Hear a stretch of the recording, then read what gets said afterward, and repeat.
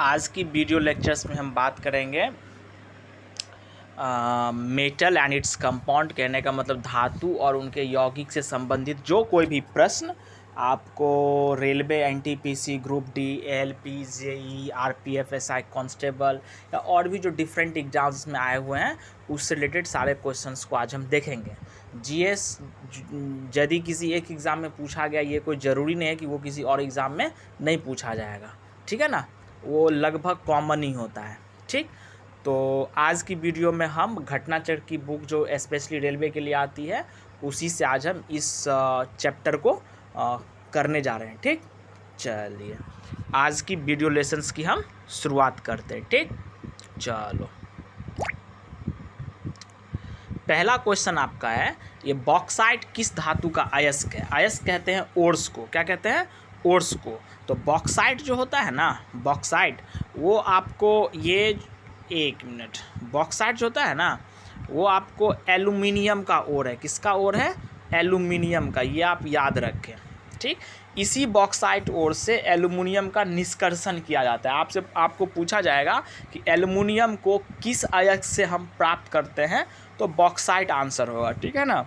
तो इस बॉक्साइट जो इसका ओर्स है ना, इसका फार्मूला होता है Al2O3, मतलब ऑक्साइड फॉर्म है, डॉट 2H2O होता है फार्मूला। ये आप याद रखें कम्प्लीटली, Al2O3 डॉट 2H2O, ठीक।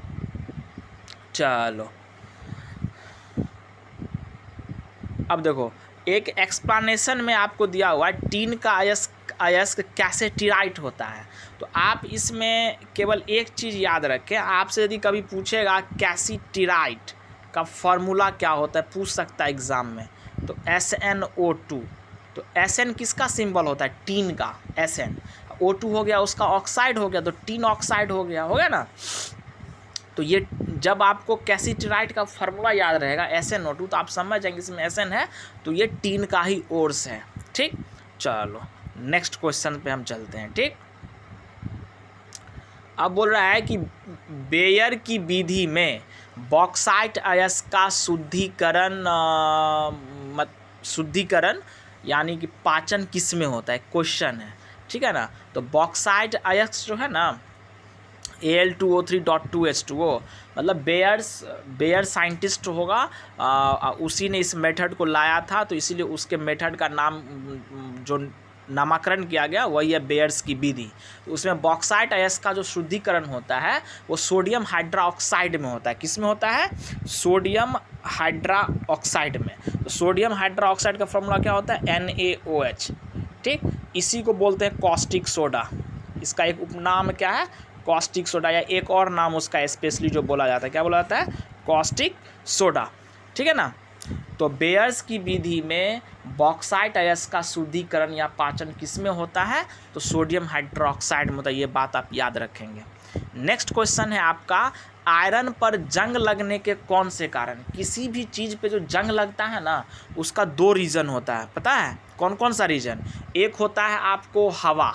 हवा कहने का मतलब है ऑक्सीजन, मतलब ऑक्सीजन का प्रेजेंस होना ज़रूरी है, क्योंकि हवा में ऑक्सीजन रहता है ना, तो उसके संपर्क में भी आएगा तो ऑक्सीजन है ही हवा में। तो यही ऑक्सीजन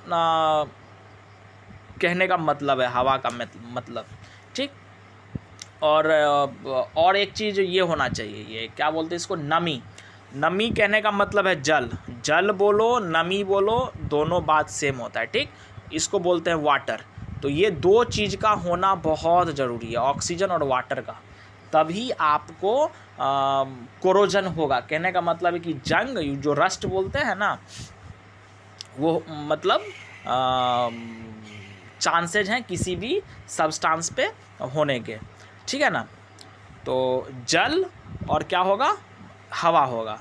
तो आयरन पर जंग लगने के कौन से कारण? ऑप्शन देखो, ऑक्सीडेशन है, रिडक्शन है, ऑक्सीजन के साथ रासायनिक क्रिया है, CO2 के साथ रासायनिक क्रिया है। तो CO2 के साथ तो नहीं होगा, ये तो गलत हो गया। रिडक्शन नहीं होता है। जब आयरन पे जंग लगता है ना, तो उसके लिए एयर का प्रेजेंस ज़रूरी है। तो वो जो ऑक्सीजन होता है ना, उसके साथ जब कभी भी कोई भी सब्सटेंस रिएक्शन करता है ना, इसका कहने का मतलब है कि ये क्या हो रहा है, मतलब ऑक्सीजन का क्या हो रहा है? एडिशन हो रहा है ना। तो इस प्रोसेस का नाम ही है ऑक्सीडेशन। मतलब जब किसी भी सब्सटेंस में ऑक्सीजन को हम ऐड करते हैं ना या रिएक्शन कराते हैं तो उसमें उस सब्सटेंस का ऑक्सीडेशन होता है। जब हम ऑक्सीडेशन रिडक्शन पढ़ेंगे तो वहाँ पे इसको डिटेल में पढ़ेंगे, ठीक। तो एक हो जाएगा ऑक्सीडेशन और सेकेंड क्या हो जाएगा, ऑक्सीजन के साथ रासायनिक क्रिया। तो 1 और 3, तो 1 और 3 आपको डी ऑप्शन में, तो वही आपका आंसर हो जाएगा, ठीक। चलो, तो ऑक्सीडेशन और ऑक्सीजन के साथ रासायनिक क्रिया, यही 2 होंगे, ठीक। हाँ, एक चीज़ और इसमें ये जानना है, जब लोहा पे जंग होता है ना, जब जंग लग जाता है तब, और जंग लगने से पहले लोहा का भार जो होता है ना उसमें डिफरेंसेज होते हैं। जंग लगने के बाद लोहा का भार बढ़ जाता है। क्या होता है, लोहा का भार बढ़ जाता है। ये भी क्वेश्चंस बार बार पूछा गया है, ठीक। चलो आगे, जब एक लोहे के कील में जंग लग जाती है तो लौह ऑक्साइड का निर्माण होता है। सही बात है, जब लोहा में जंग लगेगा मतलब ऑक्सीजन के साथ क्या करेगा, रिएक्शन करेगा। तो वो जब ऑक्सीजन के साथ जब होता है ना रिएक्शन, तो ये आयरन ये बनाता है Fe2O3 बनाता है ना, डॉट XH2O, क्योंकि वाटर भी रहता है ना तो XH2O बना लेता है इसके साथ। तो ये क्या हो गया, फेरिक ऑक्साइड Fe2O3, और ये हाइड्रेटेड फॉर्म है। हाइड्रेटेड फॉर्म किसी सब्सटेंस का तब बोला जाता है जब उसके साथ वाटर मॉलिक्यूल अटैच्ड हो। इसमें क्या है, वाटर मॉलिक्यूल अटैच्ड है, इसी को बोलेंगे हाइड्रेटेड फेरिक ऑक्साइड, ठीक है ना। तो ये बना लेता है।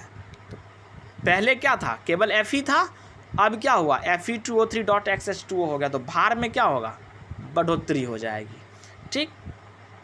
देखो, तो ऑप्शन है भार में कमी के साथ, भार में बिना किसी परिवर्तन के, रंग में बिना चेंज किए हुए, भार में बढ़ोतरी के साथ। तो डी आपका आंसर हो जाएगा, ठीक। जंग लगने के बाद क्या बनाता है, Fe2O3 डॉट XH2O, ये बात आप ध्यान पे रखेंगे, ठीक। चलो आगे, जंग का उदाहरण है, ये जो जंग जो लग जाता है ना, बोल रहा है वो उदाहरण है, रस्ट जिसको बोलते हैं, यौगिक का, मिश्रण का, तत्व का, मिश्र धातु का। मिश्र धातु तो होगा नहीं, तत्व होता है केवल एक ही परमाणु से जो सब्सटेंस बना हो, एक ही एटम से, उसको तत्व बोलते हैं। जब जंग लगता है तो Fe2O3 वो मतलब बन जाता है। तो वो दो डिफरेंट एलिमेंट हो गए, आयरन और ऑक्सीजन। तो 2 डिफरेंट एलिमेंट जब हो गए तो 2 डिफरेंट एलिमेंट के 2 डिफरेंट एटम होंगे। तो कहने का मतलब है कि जब 2 डिफरेंट एटम कंबाइन कर लेते तो वो क्या बनाते हैं, कंपाउंड बनाते हैं, यौगिक। तो उसको क्या बोलेंगे हम, रस्ट को क्या बोलेंगे, जंग जो लगता है उसको क्या बोलेंगे हम, उसको बोलेंगे यौगिक बोलेंगे। क्या बोलेंगे, यौगिक, कंपाउंड उसको बोलते हैं, ठीक। क्या बोलेंगे, कंपाउंड, ठीक। आगे चलो, अलौह धातु, ये जब क्वेश्चन ने पूछा ना अलौह धातु, अलौह धातु मतलब क्या, जिसमें लोहा नहीं हो, ठीक है ना। लोहा मतलब आयरन, लोहा मतलब आयरन, आयरन कहने का मतलब है Fe, जिसमें Fe नहीं हो उसी को अलौह बोलेंगे, ठीक। तो सबसे पहले आप ये जान लो कि लौह धातु बोलते हैं किसको, ठीक ना। तो लौह धातु जो होता है ना, वो होता है फेरम, कोबाल्ट, निकेल, ये तीनों को बोला जाता है, ठीक है ना। फेरम, कोबाल्ट, निकेल को लौह धातु बोला जाता है। चलो इसमें देखो, तो जिसमें लोहा नहीं है उस धातु को हमको चूज करना है ऑप्शन में। तो कोबाल्ट में होगा, निकेल में भी होगा, तो ये दोनों नहीं होगा। फास्फोरस में लोहा नहीं होता है, एल्युमिनियम में भी नहीं होता है। जो एल्युमिनियम का ओर्स है उसमें भी आपको आयरन का मतलब कुछ भी नहीं पाया जाता है, उसमें भी आयरन, ठीक। तो फास्फोरस भी अलाउ है, but it is not a conductor. कहने का मतलब है वो कंडक्टर नहीं, मेटल नहीं है, ठीक है ना। तो इसमें धातु पूछ रहा है ना आपसे, तो आप फास्फोरस ऑप्शन को चूज नहीं कर सकते, क्योंकि फास्फोरस जो है ये 2 8 5 होता है। तो लास्ट ऑर्बिट में 5 इलेक्ट्रॉन, तो 5 6 7 जिस किसी में भी होते हैं वो नॉन मेटल होते हैं। तो फास्फोरस क्या होगा, नॉन मेटल है। तो आपसे पूछ रहा है अलौह धातु, पकड़ना है सेंस को, क्या होगा, एल्युमिनियम राइट आंसर, क्योंकि एल्युमिनियम मेटल है, 2 8 3 होता है, ठीक। लास्ट ऑर्बिट में 1 2 3 इलेक्ट्रॉन होगा तो मेटल होगा, ठीक। चलो आगे, धातुएं निम्नलिखित प्रक्रिया द्वारा गर्म होती है। कहने का मतलब है ये जो मेटल सब्सटेंस है ना, उसमें हीट ट्रांसफ़र कैसे होता है, तभी तो वो मतलब गर्म होगा या ठंडा होगा, चाहे जो कुछ भी देखने को मिले आपको। तो आपसे मतलब क्वेश्चन पूछ रहा है, धातुएं निम्नलिखित जो प्रोसेस है उसके द्वारा गर्म होती है, ठीक है ना। ऑप्शन है आपको चालन, संवहन, विकिरण, डी में है विकिरण और संवहन, ठीक है ना। तो मेटल जो होता है ना, जो कोई भी मेटालिक सब्सटेंस है वो आपको चालन विधि द्वारा गर्म होता है, ठीक है ना। चालन हिंदी में बोलते हैं और इंग्लिश में उसको बोलते हैं कंडक्शन। क्या बोलते हैं?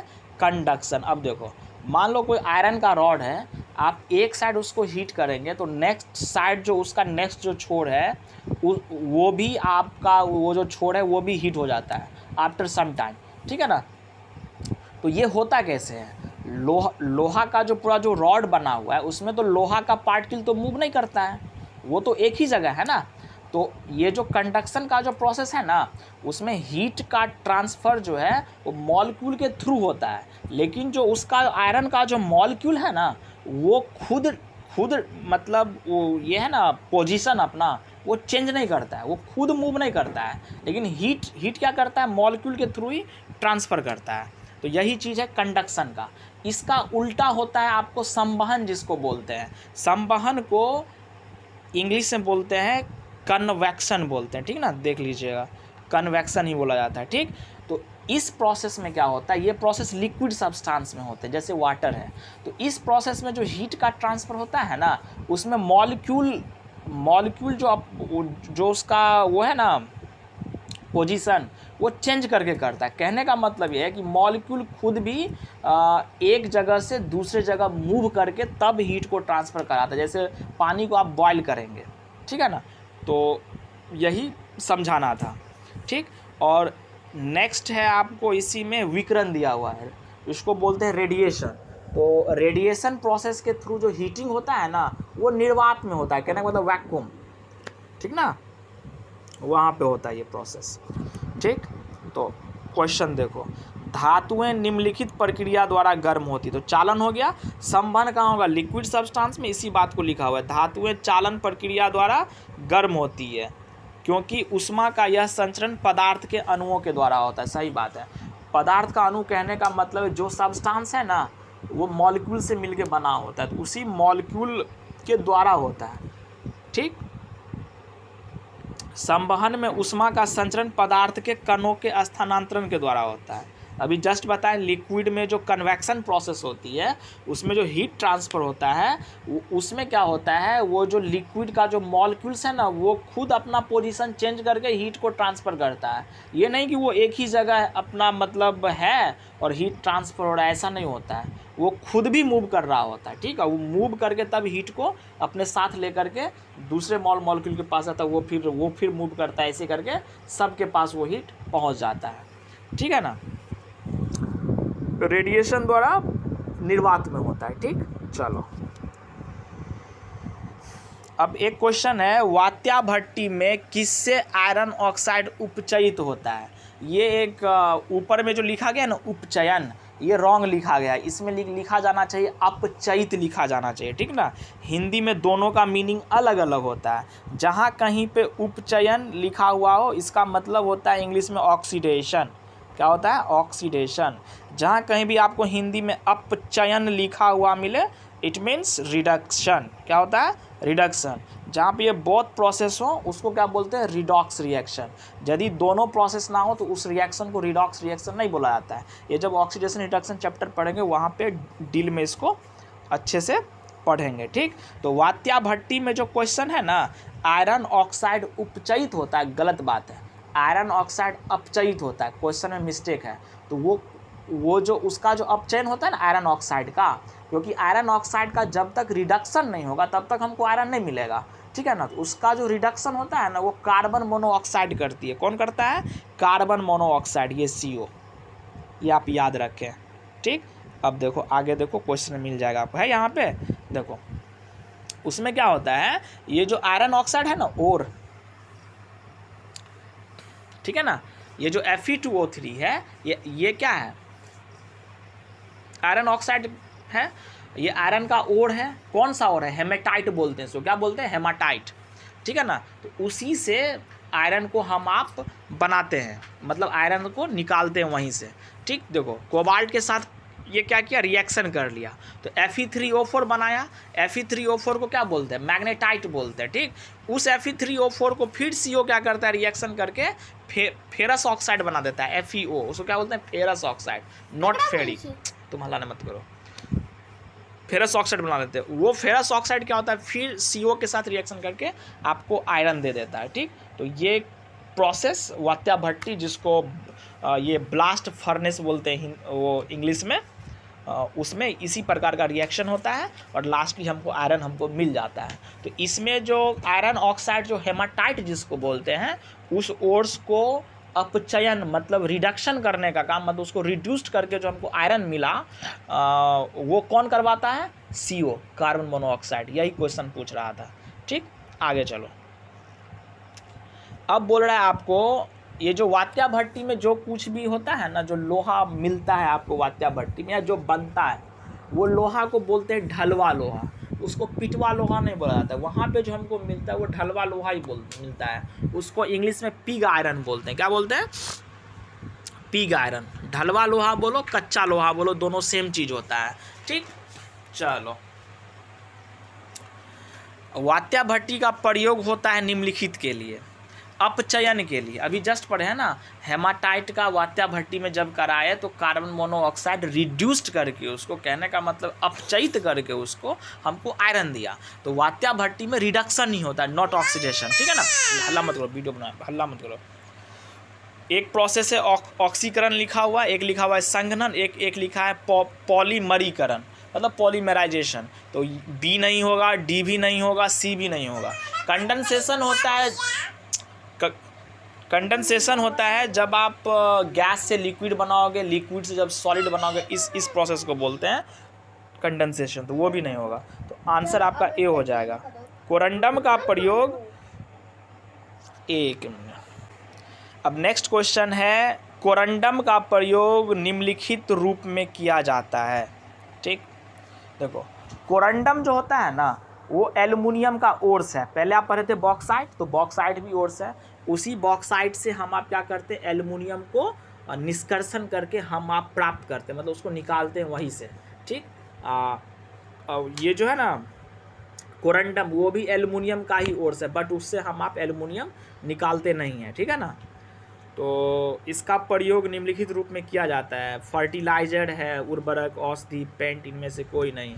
तो कोरंडम जो ओर्स है एल्युमिनियम का, उसका यूज ना तो फर्टिलाइजर में होता है, ना ही औषधि बनाने में, मतलब मेडिसिनल यूज भी उसका नहीं है, ना ही पेंट उंट में उसका कोई मतलब यूटिलाइजेशन है। ठीक, तो आंसर आपका D हो जाएगा। ठीक,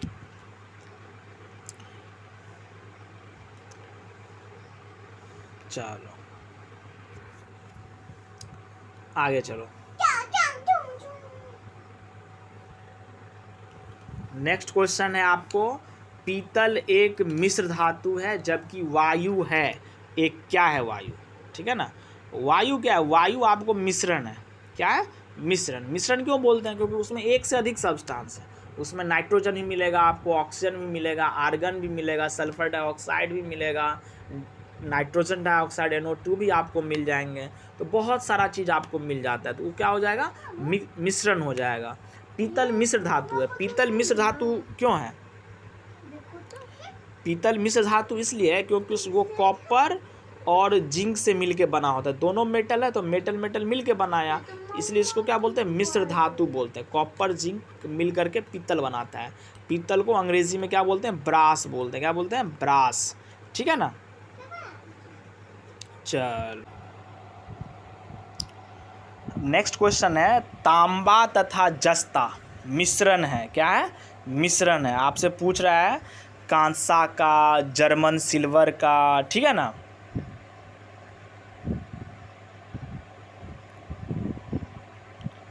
एक मिनट। पीतल का, इस्पात का, ये चार आपको ऑप्शन है। ठीक, ये क्वेश्चन बहुत बार पूछा गया, मतलब पीतल किसका मिश्र धातु है। ठीक, तो ये जो है ना कॉपर और तांबा तथा जस्ता मिश्रण है।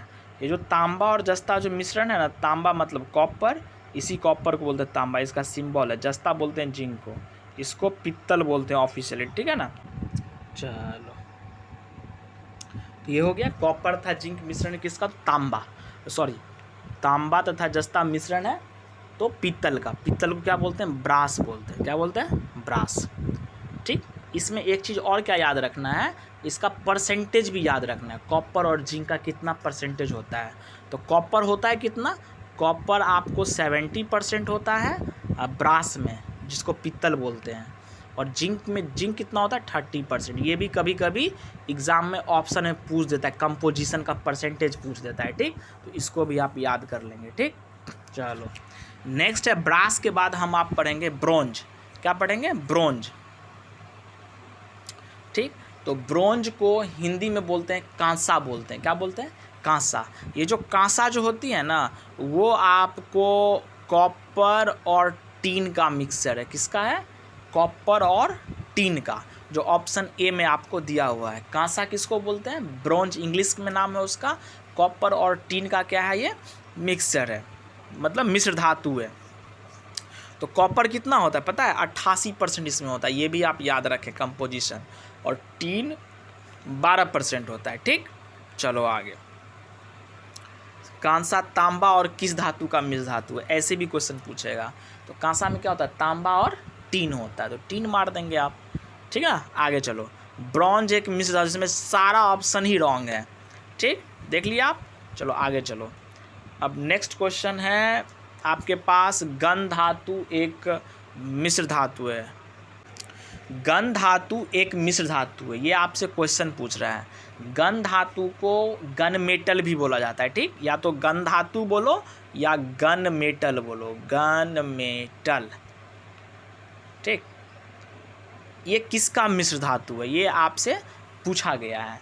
तो ये जो गन धातु होता है ना, ये आपको कॉपर, जिंक और टीन, कहने का मतलब ये कॉपर जिंक मिलकर क्या होता था, ब्रास, हाँ ब्रास पित्तल, उसी में आप टीन ऐड कर दोगे तो वो हो जाएगा गन धातु। तो गन धातु किसका मिश्र धातु है, कॉपर जिंक टीन का। ये आप याद रखेंगे, बहुत बार एग्जाम में पूछा गया ये सब चीज़, ठीक। तो आपका क्या हो जाएगा, ऑप्शन ए आपका आंसर हो जाएगा। आगे चलो, गन धातु में भी वो जो परसेंटेज होता है ना कॉपर का 88, टीन का 10 होता है, वही 88 याद रखेंगे तो आपको पता चल जाएगा, ऑप्शन आप छांट सकते हैं उसी बेसिस पे भी।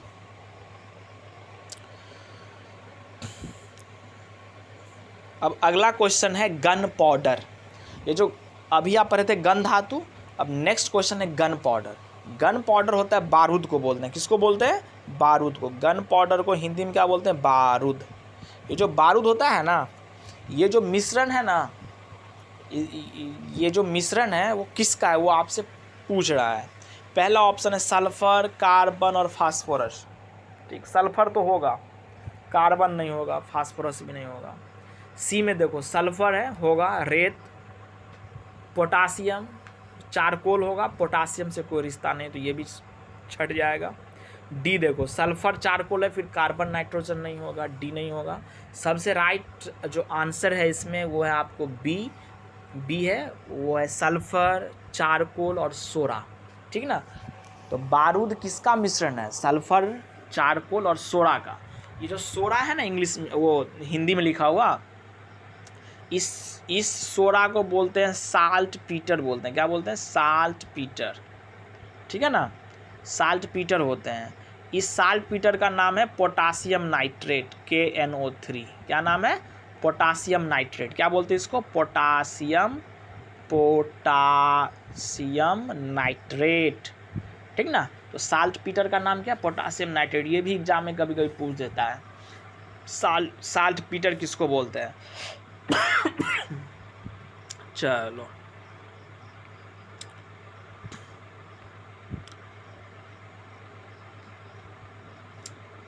अब नेक्स्ट क्वेश्चन है आपको टांका। ये जो टांका होता है ना, इसको बोलते हैं इंग्लिश में शोल्डर। क्या बोलते हैं, शोल्डर। तो जो टांका किसका मिश्र धातु, ये टीन और लेड का, किसका है, टीन और लेड का, PB। ये याद रखें ऐसे करके, टीन और लेड का मिश्र धातु है। तो टीन कितना है इसमें 32% और लेड कितना है 68%, जो कि लिखा हुआ है। ये भी आप याद रखें, जो भी आप अभी मिश्र धातु पढ़ रहे हैं, ये जो कंपोजिशन पढ़ रहे हैं, सबका परसेंटेज याद रखें और सबका जो अलग अलग है ना उसमें एलिमेंट, तो वो भी आप याद रखें। बहुत बार एग्जाम में रिपीट किया था ये सब क्वेश्चन, ठीक। आगे चलो, फिर पूछ रहा है सोल्डर किस धातु का मिश्रण, तो टिन और लेड का हो जाएगा, ए आपका आंसर हो जाएगा। आगे चलो, अब बोल रहा है पीतल, कांसा, जर्मन सिल्वर, है ना, तो 1 मिनट,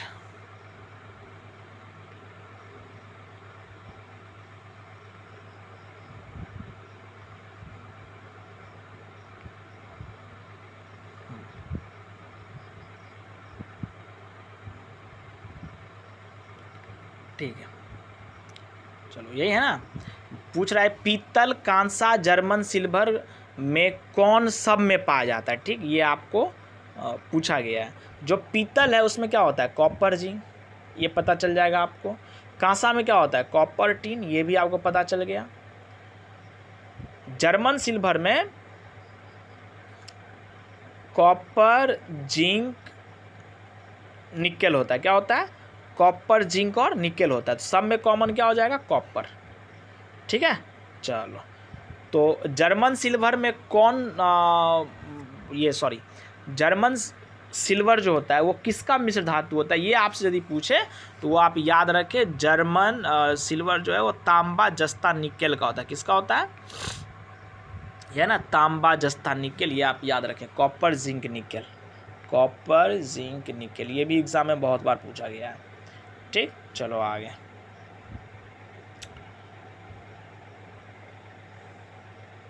आपसे पूछ रहा है कि सीसा जो है ना, सीसा किसका मिश्रण है, ठीक। एक सीसा जो हम आप पढ़े हैं उसको बोलते हैं लेड, पीबी,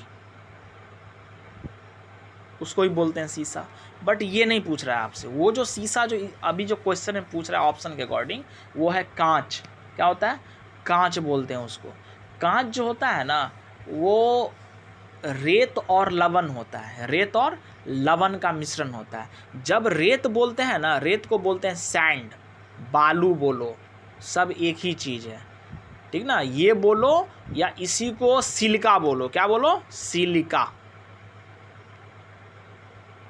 कोई एक चीज़ आपको रहेगा ऑप्शन में, और डिफरेंट वो साल्ट होते हैं, जैसे कैल्शियम सिलिकेट होता है, इस तरह का चीज़, तो वो उसमें रहता है।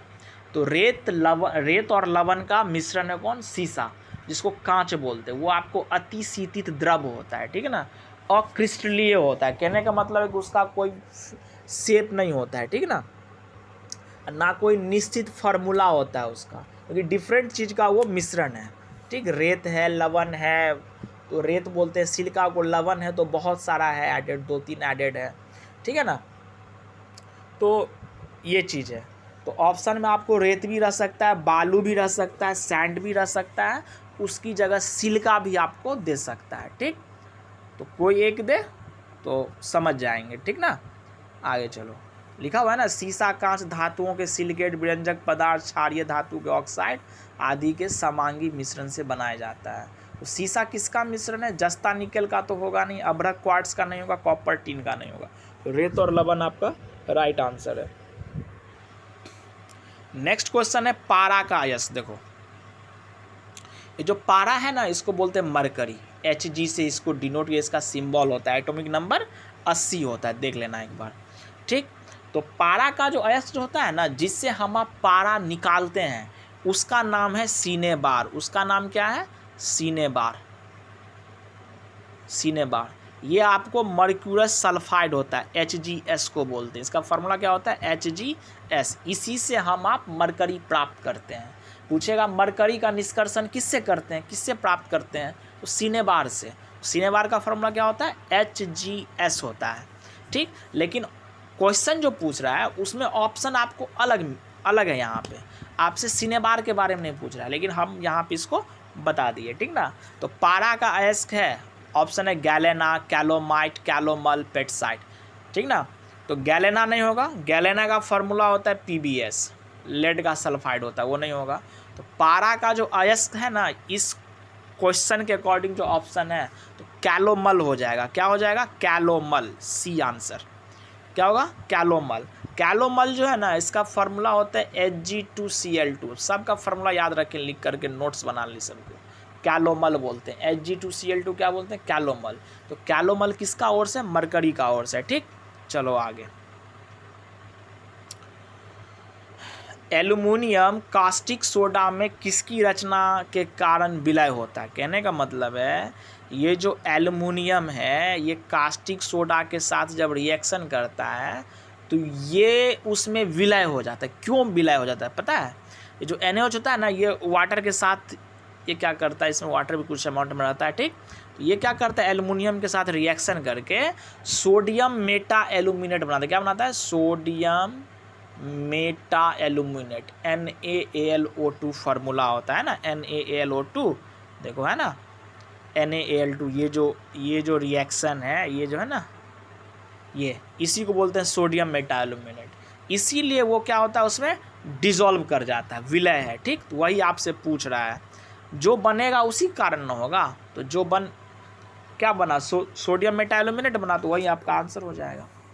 तार खींचने योग्य सबसे नमनीय धातु, ये आपका क्वेश्चन है, ठीक। देखो, तार खींचने योग्य सबसे नमनीय धातु, कहने का मतलब है ये जो आघातवर्ध और तन्यता होती है ना, मैलेबिलिटी एंड डक्टिलिटी, तो ये जो होती है ना एलिमेंट की, उसमें सबसे ज़्यादा ये जो कैरेक्टर है वो सोना का होता है। उसके अलावा जो कैरेक्टर है मेटल का, उसमें सबसे ज़्यादा रहता है आपको सिल्वर आगे रहता है। जैसे कंडक्टर कौन सबसे ज़्यादा है, मतलब तो वो है सिल्वर, हीट का हो चाहे इलेक्ट्रिसिटी का, दोनों में सिल्वर। बट मैलेबिलिटी और डक्टिलिटी की जब बात होगी तो उसमें ऑरम मतलब गोल्ड मतलब सोना, तो वो सबसे मतलब इफेक्टिव है, मतलब वही सबसे नमनीय धातु माना जाता है उस केस में, ठीक। तो तार खींचने योग्य सबसे नमनीय धातु कौन है? सोना। क्या है? सोना, Au इसका सिंबल होता है, ठीक। चलो आगे, मतलब आघातवर्ध और तन्यता दोनों में वही आ गया है, सोना। अत्यधिक आघातवर्ध धातु कौन सा है? इसी आघातवर्ध को इंग्लिश में मैलेबिलिटी बोलते हैं, ठीक। तो ये जो क्वेश्चन है, अधिक आघातवर्ध धातु कौन सा है, तो ये क्या हो जाएगा? सोना हो जाएगा। सोना के बाद चांदी होता है, ठीक ना, तो सोना हो जाएगा इस दोनों मामले में, ठीक।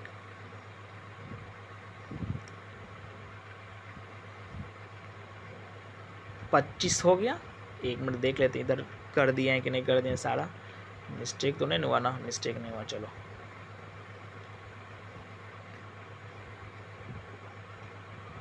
अब देखो, यदि किसी धातु के तार को इसकी प्रत्यास्थ सीमा से थोड़ा अधिक तानित किया जाता है, अब फिर उसको निर्मुक्त कर दें, ठीक, तो क्या होगा? कोई मेटल है, उसका तार बना हुआ, ठीक, उसकी जो एक सीमा है ना, उससे अधिक उसको जब हम तान के छोड़ देते हैं तो उसके बाद आपको क्या देखने को मिलता है? उसके बाद ये देखने को मिलता है वो कुछ उसका जो लेंथ है ना वो सिकुड़ता है, क्योंकि उसको छोड़ दिए ना। जो उसकी इलास्टिसिटी की जो सीमा है, वो प्रत्यास्थ सीमा जो है, उससे ऊपर उसको टान दिए, फिर उसको क्या कि छोड़ दिए। जब छोड़ेंगे तो कुछ क्या होगा, उसका लेंथ छोटा होगा तो संकुचित तो होगा, ठीक। लेकिन क्या जो डी में देखो, किंतु इसकी अंतिम लंबाई जो है ना प्रारंभिक लंबाई से ज़्यादा हो। एकदम बात सही है, जो प्रारंभिक लंबाई जो नॉर्मल था उससे क्या होगा, ज़्यादा ही होगा ना हमेशा। ये डी आपका राइट आंसर हो जाएगा। ये जो ABC दिया तीनों रॉन्ग आंसर है, ठीक। चलो आगे, निम्नलिखित में से किस धातु का तार सरलता से खींचा जा सकता है? ये आपका क्वेश्चन है। ऑप्शन के अकॉर्डिंग मारेंगे तो सबसे बेहतर होता है आपको सोना, सोना के बाद चांदी, चांदी के बाद तांबा। तो अब आप ऑप्शन देखो, टीन, लेड, जस्ता, कॉपर है, तो कॉपर आपका आंसर हो जाएगा। टीन, लेड, जस्ता नहीं होता, वो कॉपर के बाद ही होता है, ठीक। चलो आगे, ये 28 नंबर, निम्नलिखित प्रतिदर्शों में से किसमें परमाणुओं की संख्या सबसे अधिक होती है? 1 ग्राम वाटर, 1 ग्राम ब्यूटेन, उसका देखो 1 ग्राम नाइट्रोजन, 1 ग्राम रजत दिया हुआ है। ये हम लास्ट जो चैप्टर पढ़ाए हैं, ये मतलब एटॉमिक मास, मॉलिक्यूलर मास, मोल बेस्ड MCQ, उसमें इसको हम सारे को डिटेल में बताए हुए हैं। आप वो कर लें, ये आपको अपने आप बन जाएगी। वैसे आपको हम एक बेसिकल चीज़ इसमें ये हिंट्स दे देते हैं। देखो, किसमें परमाणुओं की सबसे ज़्यादा मतलब संख्या होगा, ठीक है ना, ये क्वेश्चन है। सबका 1 ग्राम है, ठीक। तो क्या होगा, मोल आप निकाल लेंगे। तो मोल कैसे निकालते हैं? जो गिवन वेट है सो बट्टा क्या होगा, मॉलिक्यूलर वेट। जैसे 1 ग्राम यहाँ पे दिया हो ना वाटर, तो वाटर का मॉलिक्यूलर वेट 18 होगा, तो 1/18 कर देंगे तो वो क्या हो जाएगा, मोल हो जाएगा उतना। 1 मोल में कितना अणु होगा वाटर का, 6.022 इंटू 10⁻23 होगा ना। तो उससे क्या करो, हाँ वो हो जाएगा, उतना हो जाएगा मॉलिक्यूल 1 मोल में। तो इसीलिए 1/18 मोल में कितना मॉलिक्यूल होगा वो निकाल लो, ठीक है ना। उसके बाद देखो 1 मॉलिक्यूल वाटर में कितना एटम है, परमाणु कितना है, 3, इसीलिए उतना में कितना होगा, निकाल लो, कहानी खत्म। जैसे आप एक करके दिखा देते हैं, देखो मोल कितना होगा, 1/18 वाटर में होगा। वाटर, ये जो 1 ग्राम वाटर है तो इसमें मोल कितना होगा, जो गिवन वेट है 100 अब बट्टा मॉलिक्यूलर वेट, इतना मोल होगा, ठीक। 1 मोल में 1 मोल जो होता है उसके अलावा कितना होता है, 6.022 इंटू 10⁻23 होता है ना। ये क्या होता है, अणु। किस में होता है, यौगिक के केस में। तो ये तो यौगिक है ना, H2O कंपाउंड है, कंपाउंड के केस में क्या होगा, अणु होगा, मॉलिक्यूल होता है। तो 1/18 में कितना होगा मॉलिक्यूल, तो ये 1/18 इंटू 6.022 इंटू 10⁻23 हो जाएगा, इतना मॉलिक्यूल हो जाएगा, ठीक। अब देखो 1 मॉलिक्यूल में कितना एटम है वाटर का, 1 मॉलिक्यूल में कितना परमाणु है वाटर का, 3, इसलिए इतना मॉलिक्यूल में कितना परमाणु होगा, तो क्या होगा, 3 से मल्टीप्लाई हो जाएगा। कहने का मतलब 3 इंटू 1/18 इंटू 6.022 इंटू 10⁻23 हो जाएगा। तो 3 से ये 3 छक्के 18 कट जाएगा, 6 से 6 कट जाएगा, तो 10⁻23 के अप्रॉक्स हो जाएगा। ऐसे आप सबका निकाल लें। तो आप इस केस में आप क्या देख रहे हो कि एटम जो होता है ना, 1 मॉलिक्यूल उसे मल्टीप्लाई हो रहा है, ये जो वैल्यू है इसको, तो सबसे ज़्यादा परमाणु आप देख लो किसके 1 मॉलिक्यूल में, उसी से आपको पता चल जाएगा। तो वो आपको ब्यूटेन में मिलेगा, 14 है 1 मॉलिक्यूल में, ठीक। वाटर का 3 है, नाइट्रोजन में 2 है, रजत में सिंगल है, 1 ही है, ठीक। आप कैलकुलेट कर लेंगे, ठीक है ना। आगे चलो, अमलगम में रहता है, ये जो अमलगम जो होता है ना, अमलगम मरकरी को बोलते हैं, अमलगम क्या बोलते हैं, मरकरी जब किसी सब्सटेंस के साथ रहता है उसी को अमलगम बोलते हैं, ठीक ना। Hg, ये जो मरकरी का एक और नाम है, तभी बताना भूल गए, जिसको बोलते हैं क्विक सिल्वर। ये याद रखें, क्विक सिल्वर किसको बोला जाता है, तो मरकरी को बोला जाता है। क्विक सिल्वर किसको बोला जाता है, मरकरी को बोला जाता है, ये आप याद रखें, बहुत बार एग्जाम में पूछा हुआ है, ठीक। चलो, किस तरह की वेल्डिंग प्रक्रिया में इलेक्ट्रोड का व्यय होता है। अब ये सब क्वेश्चन आपको नहीं पूछेगा एग्जाम में, ये देखो एस्टेंट ड्राइवर सबका, तो ये सब क्वेश्चन नहीं पूछा। वैसे आप याद रखें, इलेक्ट्रोड का जो व्यय होता है ना वो आर्क वेल्डिंग में होता है, सी में। बेसेमर प्रोसेस है, प्रक्रिया का उपयोग किस में होता है, तो बेसेमर जो प्रोसेस है ना उसके थ्रू हम आप इस्पात को बनाते हैं। बेसेमर प्रोसेस किस में होता है यूज, बेसेमर प्रोसेस का, तो इस्पात में। इस्पात किसको बोलते हैं पता है, स्टेनलेस स्टील को। किसको बोलते हैं, स्टेनलेस स्टील को, ठीक, इसी को बोलते हैं इस्पात, ठीक। चलो, बेसेमर प्रोसेस में क्या होता है, ये जो ढलवा लोहा है ना, लिखा हुआ है ना, ढलवा लोहा से इस्पात बनाया जा सकता है। बेसेमर प्रोसेस में इस्पात के लिए होता है लागू। थर्मिक वेल्डिंग है एक प्रकार का, गैस वेल्डिंग, प्रतिरोध, फ्यूजन वेल्डिंग, आर्क, ये सब क्वेश्चन अब नहीं पूछेगा एग्जाम। देखो एस्टेंट ड्राइवर का RRB रांची का नहीं पूछेगा, बट जान लो फ्यूजन वेल्डिंग होता है, थर्मिक वेल्डिंग क्या होता है, फ्यूजन वेल्डिंग, बस कहानी खत्म। आगे चलो, अब देखो बोल रहा है कि निम्नलिखित में से किसे स्ट्रैटेजिक धातु बोलते हैं। ये जो स्ट्रैटेजी का मतलब होता है रणनीतिक धातु, वो उसको बोलते हैं जिसका उपयोग हम आप रक्षा सामग्री को बनाने में करते हैं। तो रक्षा सामग्री जो कुछ भी होता है वो एयर में भी रहता है, बारिश में भी रहता है, पानी में भी होता है, जैसे सीप बनता है। तो कहने का मतलब ये है कि ऐसा वो चीज़ होता है, सब्सटेंस या मेटल होता है जो एयर पानी में रहने के बावजूद भी उसमें संक्षारण नहीं होना चाहिए, कोरोजन नहीं होना चाहिए उसका, मतलब तुरंत नहीं हो, जैसे लोहा है उस समय जंग लग जाता है। तो ये चीज़ नहीं, क्योंकि ये चीज़ होगा तो क्या होगा, ख़राब हो जाएगा सामान, तो कॉस्ट भी तो बार बार लगेगा बार बार बनाने में, इसलिए ऐसा चीज़ का इस्तेमाल किया जाता है जिसमें जल्दी जंग नहीं लगता है, ठीक ना, लॉन्ग लास्टिंग चीज़ होती है वो।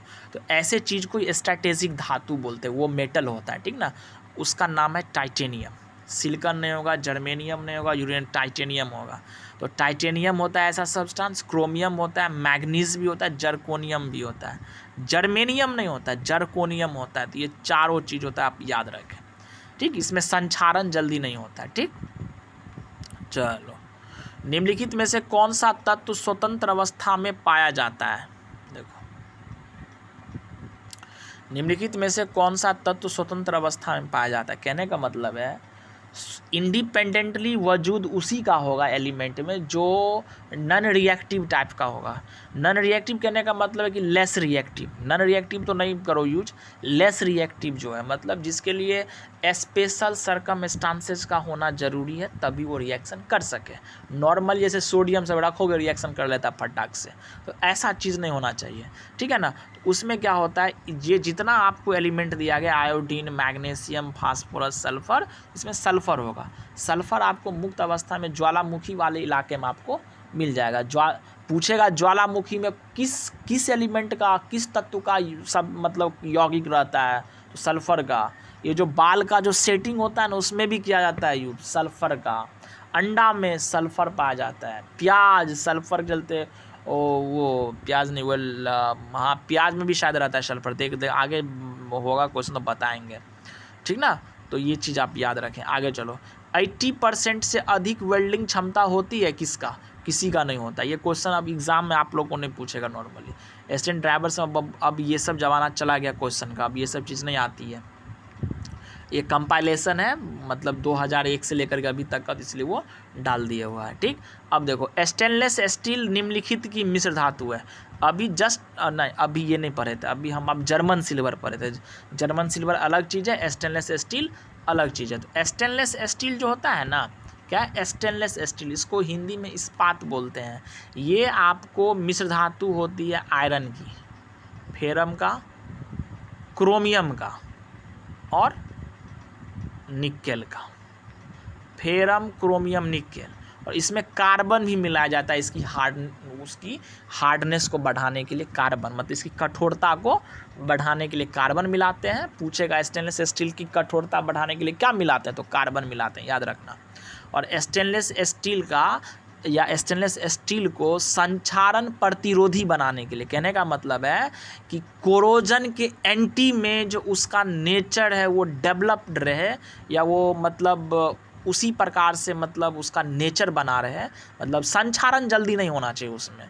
तो स्टेनलेस स्टील हम क्या मिलाते हैं या किस चीज़ का परसेंटेज को बढ़ा देते हैं, तो उसके लिए क्रोमियम जिम्मेवार है। कौन जिम्मेवार है? क्रोमियम, ठीक है ना। चलो आगे चलो,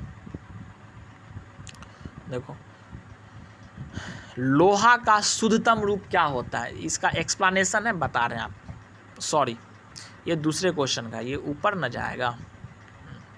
देखो, तो लोहा क्रोमियम जस्ता है, नहीं होगा।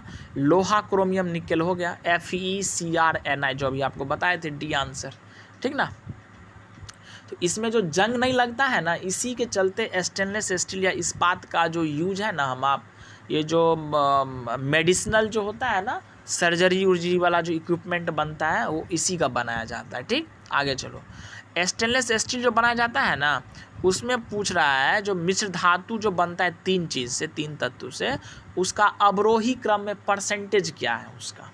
तो सबसे पहला कौन, सबसे ज़्यादा कौन होगा, उससे कम उससे कम। तो सबसे ज़्यादा स्टेनलेस स्टील में लोहा होता है। लोहा के बाद क्या होगा? क्रोमियम। क्रोमियम के बाद क्या होगा? कार्बन। कार्बन बहुत लेस, CaB है ना, CaB आ गया ना, फेरम, क्रोमियम, तब कार्बन। कार्बन बहुत कम अमाउंट में मिलाते हैं, ठीक ना। तो कार्बन का परसेंटेज आपसे पूछेगा इस्पात में कितना होता है, तो 0.1 से 1.5 आप याद रखें। इसमें दिया 0.25 से 1.5, लेकिन आप 0.1 से 1.5 आप याद रखें, इतना ही परसेंटेज होता है, ठीक है। ये भी पूछता है कार्बन का परसेंटेज, कभी कभी क्या करता है, बोलता है 0.1 से 2 भी दिया रहता है ऑप्शन में, तो वो आप मार के निकल जाएंगे, ठीक ना। तो ये आप याद रखें कितना परसेंटेज होता है, ठीक। कांच निम्नलिखित का मिश्रण है। अभी जस्ट पढ़े थे कांच के बारे में, बालू दिया और सिलिकेट दिया, वो बताए थे ना, सिलिकेट होता है सिलिका, हाँ वही है, बालू और सिलिकेट होता है सी। ये अक्रिस्टलीय होता है, इसका कोई शेप नहीं होता है कांच का, ये भी याद रखें। कांच को अतिशीतित द्रव बोला जाता है, ये भी याद रखें, लिखा हुआ नहीं यहाँ पे अतिशीतित द्रव, वो भी पूछता है बार बार एग्जाम में, ठीक। तो इतना चीज़ याद रखें। आगे चलो, लोहे का शुद्धतम रूप, ये जो आयरन होता है ना, तो आयरन का शुद्धतम रूप होता है पिटवा लोहा, स्टील ढलवा लोहा, स्टेनलेस स्टील पिटवा लोहा होगा बी।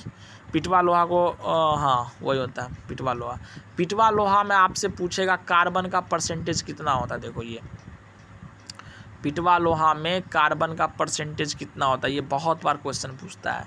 तो पिटवा लोहा में कार्बन का परसेंटेज होता है 0.12 से 0.24%। ये आप याद रखें पिटवा लोहा में। और स्टेनलेस स्टील में भी याद रखें कितना होता है, वो भी पूछता है। ठीक, कार्बन की मात्रा के आधार पे ही हम ये जो है ना वो नहीं, इसमें नहीं, वो कोयला का जो होता है ना तीन फॉर्म उसको वो क्या था, वो आगे पढ़ेंगे, वो रहने दो। चलो नेक्स्ट क्वेश्चन देखो, किस खनिज अयस्क से लोहा पाया जाता है। देखो तो हेमाटाइट से हम आप लोहा निकालते हैं, ये पता है।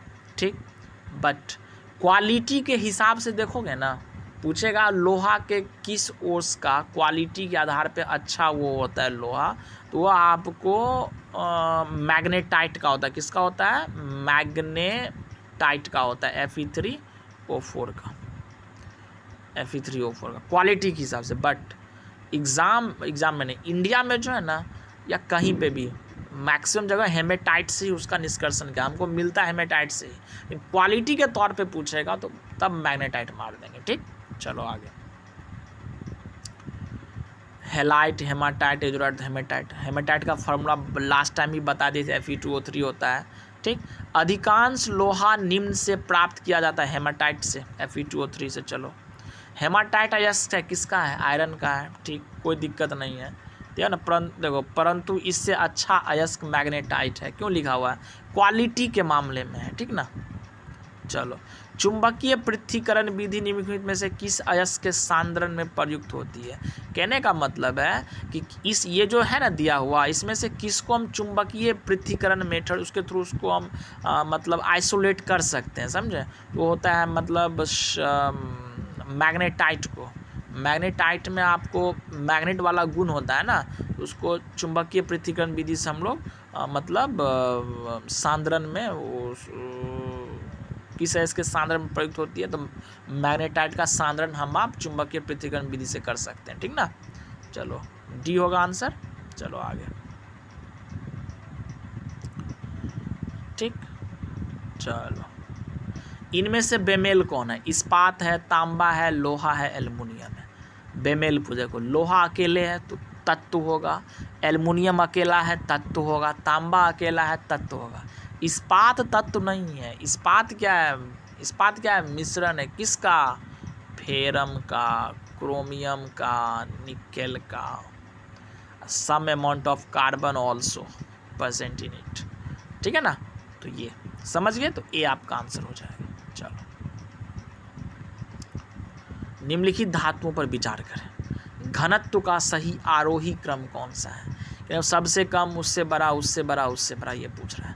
तो प्लैटिनम है, तांबा है, सीसा है, गोल्ड है। ठीक, तो ये जो कुछ सब्सटेंस की डेंसिटी आप याद रखें, बहुत बार एग्जाम में पूछता है। जैसे डेंसिटी डायमंड का, डेंसिटी प्लैटिनम का, डेंसिटी गोल्ड का। ठीक ना, इतना कम से कम याद रखें आप। ठीक, तो ये जो प्लैटिनम, तांबा, सीसा और ये है ना गोल्ड, AU, ये जो दिया हुआ है आपको देख लें, इसमें लिखे हुए भी हम। तो डायमंड का है ना डेंसिटी होता है हीरा का 3.5 ग्राम पर cc, ये भी याद रखें। सोना का जो डेंसिटी वो 19.3 होता है, वो भी याद रखें। प्लैटिनम का 21.5 होता है। डेंसिटी बराबर मास बाय वॉल्यूम, कहने का मतलब जिसका मास ज़्यादा उसका डेंसिटी भी ज़्यादा, ये भी बात सही है, कोई दिक्कत नहीं है। इस चारों सब्सटेंस में किसका मास कम है, तांबा का सबसे कम है, तो डेंसिटी सबसे कम होगा। एक लॉजिक ये भी आप लगा सकते हैं। तो तांबा का सबसे कम होगा तो तांबा सबसे पहले होना चाहिए, क्योंकि आरोही क्रम में सजाना है। तो देखो 3 नंबर किस में पहले है, डी में है और ए में है। ठीक, अब देखो सबसे ज़्यादा मास किसका होता है, प्लैटिनम का होता है ना, प्लैटिनम का होना चाहिए शायद। हाँ, ना भी होता है तो कभी कभी होता है, सब्सटेंस का अपना वो होता है, क्या बोलते हैं उसको, अपना प्रॉपर्टी होता है। तो कम होने के बावजूद भी मतलब ज़्यादा डेंसिटी होता होगा उसका। ठीक ना। चलो, तो वो सब चीज़ नहीं है। यहाँ देखो, तो सोना का कितना 19.3, प्लैटिनम का 21.5। वैसे आप मास एक बार चेक, मेरे समझ से प्लैटिनम का ज़्यादा ही होगा, तो इस बेसिस पे भी आप छांट सकते हैं उसको, ठीक। तो ए और डी में होगा कौन सा, ए हो जाएगा, सबसे ज़्यादा किसका होगा, प्लैटिनम का। आप छांट लेंगे इस तरीके से। वैसे आप याद ही कर लो इस 3-4 का, बहुत बार पूछता है एग्जाम में, ठीक। आगे चलो, निम्नलिखित में से पॉलीमर है, पॉलीमर कौन है, इसमें पूछेगा ना पॉलीमर। विनाइल क्लोराइड, देखो विनाइल क्लोराइड का फार्मूला होता है, देखो ये होता है, देखो बता रहे हैं, 1 मिनट। विनाइल क्लोराइड होता है CH2 डबल बॉन्ड CHCl, ये होता है विनाइल क्लोराइड। ये पॉलीमर नहीं है। पॉलीमर होता है कि जैसे ये जो कंपाउंड है ना CH डबल बॉन्ड CHCl, ये n मॉलिक्यूल्स तक होना चाहिए, कंटिन्यूसली इसका सीरीज चलता रहेगा। ये जैसे इसका होल n जब होता तब, तो ऐसा तो नहीं होता है ना। चलो आगे, यूरिया का फार्मूला होता है NH2CO NH2, ये भी आप याद रखें, ठीक। एस्टॉर्च होगा, एस्टॉर्च का ही होता है, ये क्या बोलते हैं, 1 मिनट पहले एस्टाइन बताने दो, रुको 1 मिनट। एस्टाइन क्या होता है, एस्टाइन का फार्मूला होता है ये बेंजीन, है ना। जैसे एक, फिर एक को छोड़ करके दूसरे पे डबल बॉन्ड, एक को दूसरे डबल बॉन्ड, है ना, प्लस CH सिंगल बॉन्ड, और डबल बॉन्ड होता है CH2, यही होता है आपका एस्टाइन का फार्मूला। तो ये भी तो n मॉलिक्यूल्स तक तो नहीं होता है ना, तो एस्टॉर्च हो जाएगा। एस्टॉर्च का होता है ऐसे ही कुछ, अभी हमको याद नहीं आ रहा, C6H5O10 होल n, ये देख लेना, ऐसी करके कुछ होता है फार्मूला, ये होल n तक जाता है, ठीक ना। n मॉलिक्यूल्स के अटैच्ड होते हैं एक दूसरे से, मतलब क्या बोले हम, मतलब मॉलिक्यूल्स है ना, वो n मॉलिक्यूल्स तक होता है, ठीक। तो पॉलीमर एक चैप्टर भी आगे, मतलब ये 9-10 यदि मिलेगा ना उस चैप्टर में, तो हम अच्छे से इसको मतलब बता देंगे सेपरेटली, एक चैप्टर, ठीक है ना। तो यहाँ पे क्या होगा, पॉलीमर स्टार्च होगा, ठीक। चलो आगे, मानव द्वारा निर्मित प्रथम संश्लिष्ट रेशा, मानव द्वारा जो निर्मित किया गया पहला संश्लिष्ट रेशा, उसका नाम है नायलॉन। क्या नाम है, नायलॉन, सिंथेटिक। नायलॉन का आविष्कार कौन किया, डॉक्टर वालेस एच कैराथर्स ने, ठीक। डॉक्टर वालेस एच का, ये भी याद रखें, ये भी एग्जाम पूछा हुआ है। तो इसके द्वारा नायलॉन का यूज करके सबसे पहले क्या बनाया गया था, तो महिलाओं की जुराबें बनाई गई थी, जिसको ना पीछे वो बांधती है, कि इसको बांधने में जो यूज किया जाता है उसी को बनाया गया था, ठीक। चलो आगे देखो, सबसे कठोरतम पदार्थ, ये जो कठोरता का जो मापन है ना, वो महो स्केल पे होता है। किस पे होता है, महो स्केल पे। महो साइंटिस्ट था, उसने एक हार्डनेस के लिए एक पैरामीटर को तय किया, उसी को महो स्केल, उसी के अकॉर्डिंग हम लोग ज्ञात करते हैं किसकी हार्डनेस ज़्यादा होगी, किसकी कम। तो सबसे कठोरतम पदार्थ जो है ना, महो मापनी, मतलब महो स्केल पे जो मतलब दिया गया, वो है आपको हीरा, डायमंड सबसे हार्ड होता है। उसको 1 से लेकर के 10 पॉइंट के बीच उसमें रखा गया था, तो सबसे ज़्यादा पॉइंट हीरा को दिया गया 10, सबसे कठोरतम पदार्थ है, ये आप याद रखें। अब धातु में यदि पूछे सबसे कठोरतम कौन होगा, मेटल में तो टंगस्टन होता है। कौन होता है, टंगस्टन, वो आप याद रखें। सर्वाधिक कठोर तत्व कौन है, हीरा, टंगस्टन, सीसा, लोहा। ओवरऑल बोलेगा तो हीरा होगा, केवल धातु पूछता तब टंगस्टन मारते, ठीक। आगे चलो, शुद्ध कार्बन का सबसे कठोर रूप, हीरा क्या है, कार्बन का ही ना रूप है वो, कार्बन का एलोट्रोपिक फॉर्म से हीरा है, ठीक है ना, डायमंड जिसको बोलते हैं। अब नेक्स्ट चलो, और हीरा का रासायनिक, ये जो हीरा होता है ना, उसका टेट्राहेड्रल ज्योमेट्री होता है, ये आप याद रखें, चतुष्फलकीय संरचना होती है, हिंदी में बोलते हैं, ठीक। हीरा का रासायनिक गुण देखो, ये जो प्योर डायमंड जो होता है ना, प्योर डायमंड, वो कलरलेस होता है। क्या होता है, कलरलेस। आप बोलोगे चमकीला होता है, चमकता है, तो बात तो सही है। उसको क्या, उसको तराशा जाता है, तब वो चमकीला बनता है। वो जो चमकीला जो होने का रीज़न है, वो किस कारण से होता है, उसको बोलते हैं हिंदी में पूर्ण आंतरिक परावर्तन। क्या बोलते हैं, पूर्ण आंतरिक परावर्तन के कारण ऐसा होता है। कहने का मतलब इंग्लिश में इसको क्या बोलेंगे, टोटल इंटरनल रिफ्लेक्शन। क्या बोलेंगे, 1 मिनट, क्या बोलेंगे इंग्लिश में, टोटल इंटरनल रिफ्लेक्शन, पूर्ण आंतरिक परावर्तन, जिसके कारण हीरा चमकता है। ठीक। प्योर डायमंड क्या है, पारदर्शक होता है, ट्रांसपेरेंट भी होता है, ये भी एक प्रॉपर्टी, ये भी याद रखें। ठीक। चलो, सिलिकॉन कार्बाइड का उपयोग, बहुत अच्छा क्वेश्चन है। ये जो सिलिकॉन कार्बाइड होता है ना, SiC, लास्ट लेक्चर्स में हम बताए थे, इसको बोलते हैं कार्बोरंडम। एक इसका मतलब नाम भी है, कार्बोरंडम स्पेशली बोला जाता है। ठीक। सिलिकॉन कार्बाइड को कार्बोरंडम बोलते हैं। ये भी हार्ड सब्सटेंस होता है, तो इसका उपयोग जनरली है ना, एक मतलब क्या नाम है, बहुमूल्य कठोर वस्तु को काटने में, एकदम सही है। जो हार्ड सब्सटेंस होता है ना, उसको काटने में इसका इस्तेमाल किया जाता है, कार्बोरंडम को। तो ये जो कठोर होता है ना, तो कठोरता के चलते इसका भी उपयोग काटने में किया जाता है। डायमंड भी होता है कठोर, जिसके कारण उसका भी उपयोग हम आप चट्टान उट्टान को तोड़ने और फोड़ने में करते हैं। ठीक है ना। तो ये जो कठोरता में जो एक समानता है ना सिलिकॉन कार्बाइड और डायमंड की, तो इसीलिए सिलिकॉन कार्बाइड को कृत्रिम हीरा बोला जाता है। क्या बोला जाता है? कृत्रिम हीरा। क्या बोलते हैं? कृत्रिम हीरा। पूछेगा किसको बोलते हैं कृत्रिम हीरा, तो इसी सिलिकॉन कार्बाइड को बोलते हैं। ठीक। चलो आगे दिया हुआ ना। चलो, अब इलेक्ट्रो डिस्चार्ज मशीनिंग में कटिंग टूल बना होता है, ये क्वेश्चन सब अब नहीं पूछेगा, ग्रेफाइट इसका आंसर हो जाएगा। ठीक।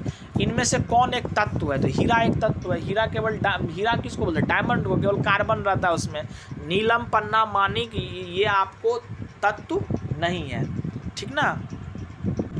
चलो, तो हीरा का आप डेंसिटी याद रखेंगे 3.5 ग्राम पर cc। बहुत बार ये सब पूछता है, ये आप याद रखें। ठीक है ना। ये कठोर होने के कारण डायमंड का उपयोग चट्टानों को काटने उठने में करते हैं, ये सब भी याद रखें। ठीक। तो कौन तत्व है? हीरा तत्व है, नीलम, मानिक, पन्ना नहीं है। ठीक ना। चलो, अगर किसी घोल की pH 7 से कम, तो 7 से कम होगा तो क्या होगा? अम्लीय होता है एसिड। 7 से ज़्यादा तो क्षार, बेसिक होता है, और 7 होगा तो न्यूट्रल, उदासीन जिसको बोलते हैं। ठीक। चलो आगे चलो। pH बराबर 2 घोल है, pH बराबर 6 के घोल से कितना गुना अधिक अम्लीय होगा? इस तरीके का क्वेश्चन आपसे पूछ सकता है, तो हम आपको बताइए देते हैं, क्या दिक्कत है। pH बराबर 2 है ना, तो कितना गुना अधिक अम्लीय होगा? तो हमको तो H+ का कंसंट्रेशन निकालना पड़ेगा। देखो, pH बराबर फार्मूला क्या होता है? pH बराबर फार्मूला होता है -log H+, ये होता है। ठीक ना, ये फार्मूला होता है। तो pH कितना है? 2 दिया होता है। 2 बराबर क्या होगा? -log H+। ठीक। तो H+ कंसंट्रेशन बराबर क्या हो जाएगा? 10 के पावर -2 होगा। ठीक। क्या होगा? 10 के पावर -2 हो जाएगा। ऐसे नहीं करते हैं कैलकुलेशन। 1 मिनट देख लेते हैं इसमें क्या है। हाँ, ठीक ही है। H+ बराबर क्या होगा? 10 है ना। H+ बराबर 10 के पावर -2, जो अभी हम बताए थे आपको। ठीक। चलो आगे देखो, पहला केस से हमको H+ बराबर क्या निकला? 10 के पावर -2। नेक्स्ट क्या है? pH बराबर 6। कहने का मतलब है कि -log H+ बराबर फिर हमको क्या दिया हुआ है? 6। तो log H+ है ना बराबर 6, तो H+ कंसंट्रेशन क्या होगा? log हटेगा इस साइड से, तो 10 के पावर -6 हो जाएगा।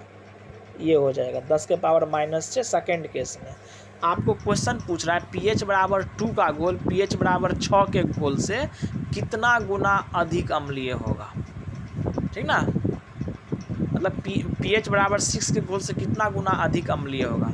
ठीक ना। देखो, तो उससे कंपेरिजन में पूछ रहा है, जिससे कंपेरिजन में पूछेगा वो बट्टा में जाता है। तो 10 के पावर -2 बट्टा 10 के पावर -6 हो जाएगा।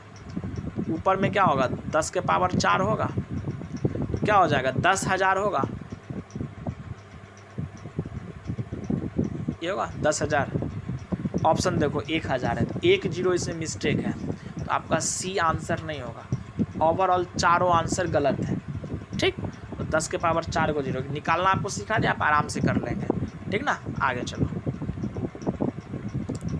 अब देखो ये क्वेश्चन है, जलीय घोल का ये सांद्रण दिया हुआ है OH माइनस का, ठीक ना। तो घोल का pH पूछ रहा है। देखो जब OH का कंसंट्रेशन देखो होता है क्या, दो फार्मूला होता है, याद रखो क्या क्या होता है वो बता रहे हैं। एक होता है pH प्लस POH बराबर होता है 14, एक ये फार्मूला होता है। इस पे भी आप बना सकते, जैसे आपको OH माइनस का दिया हुआ सांद्रण तो आप POH निकाल लो, तो POH बराबर क्या हो जाएगा, माइनस लॉग OH माइनस हो जाएगा, ठीक ना। तो POH बराबर क्या हो जाएगा, माइनस लॉग OH माइनस, तो उसमें बैठा दो, POH का मान निकाल लो, इसमें बैठा दो, पुट कर दो, H का मान फिर निकाल लो, ठीक है कि ये प्रोसेस है। सेकेंड फार्मूला क्या है इसमें, जब ये होता है H plus concentration into OH minus concentration equal to 10 to the power minus 14 होता है। क्या होता है, 10 टू द पावर माइनस 14 होता है, ठीक ना। हाँ चलो ये होता है। आपको क्या दिया हुआ है, OH माइनस का concentration 10 to the power minus 4 दिया हुआ है। हमको क्या दिया हुआ है, तो H प्लस लिख लेंगे, OH माइनस कितना 10 टू दी पावर माइनस 4 है, बराबर क्या होगा 10 के पावर माइनस 14 होगा। तो ये H प्लस बराबर फिर क्या मिलेगा हमको, उस साइड जाएगा 10 के पावर माइनस 4, तो क्या होगा बट्टा में जाएगा, ऊपर जाएगा तो क्या होगा 10 के पावर माइनस 10 देगा। तो H प्लस कंसनट्रेशन कितना है हमारा 10 का पावर माइनस 10 निकला, 10 के पावर माइनस 10। चलो फिर देखो हमारा H प्लस कंसनट्रेशन कितना निकल गया, 10 के पावर 1 माइनस 10 निकला। हमसे क्या पूछ रहा है pH, तो pH बराबर क्या होता है माइनस लॉग H प्लस, ये होता है। तो माइनस लॉग H प्लस, तो H प्लस का मान कितना 10 के पावर माइनस 10, क्या होगा माइनस लॉग 10 के पावर माइनस 10। तो पहले तो माइनस है इस साइड, तो ये माइनस तो माइनस से रहेगा, फिर ये माइनस 10 है ना, तो log 10 का पावर जब होता है ना m, तो m log 10 हो जाता है, ठीक।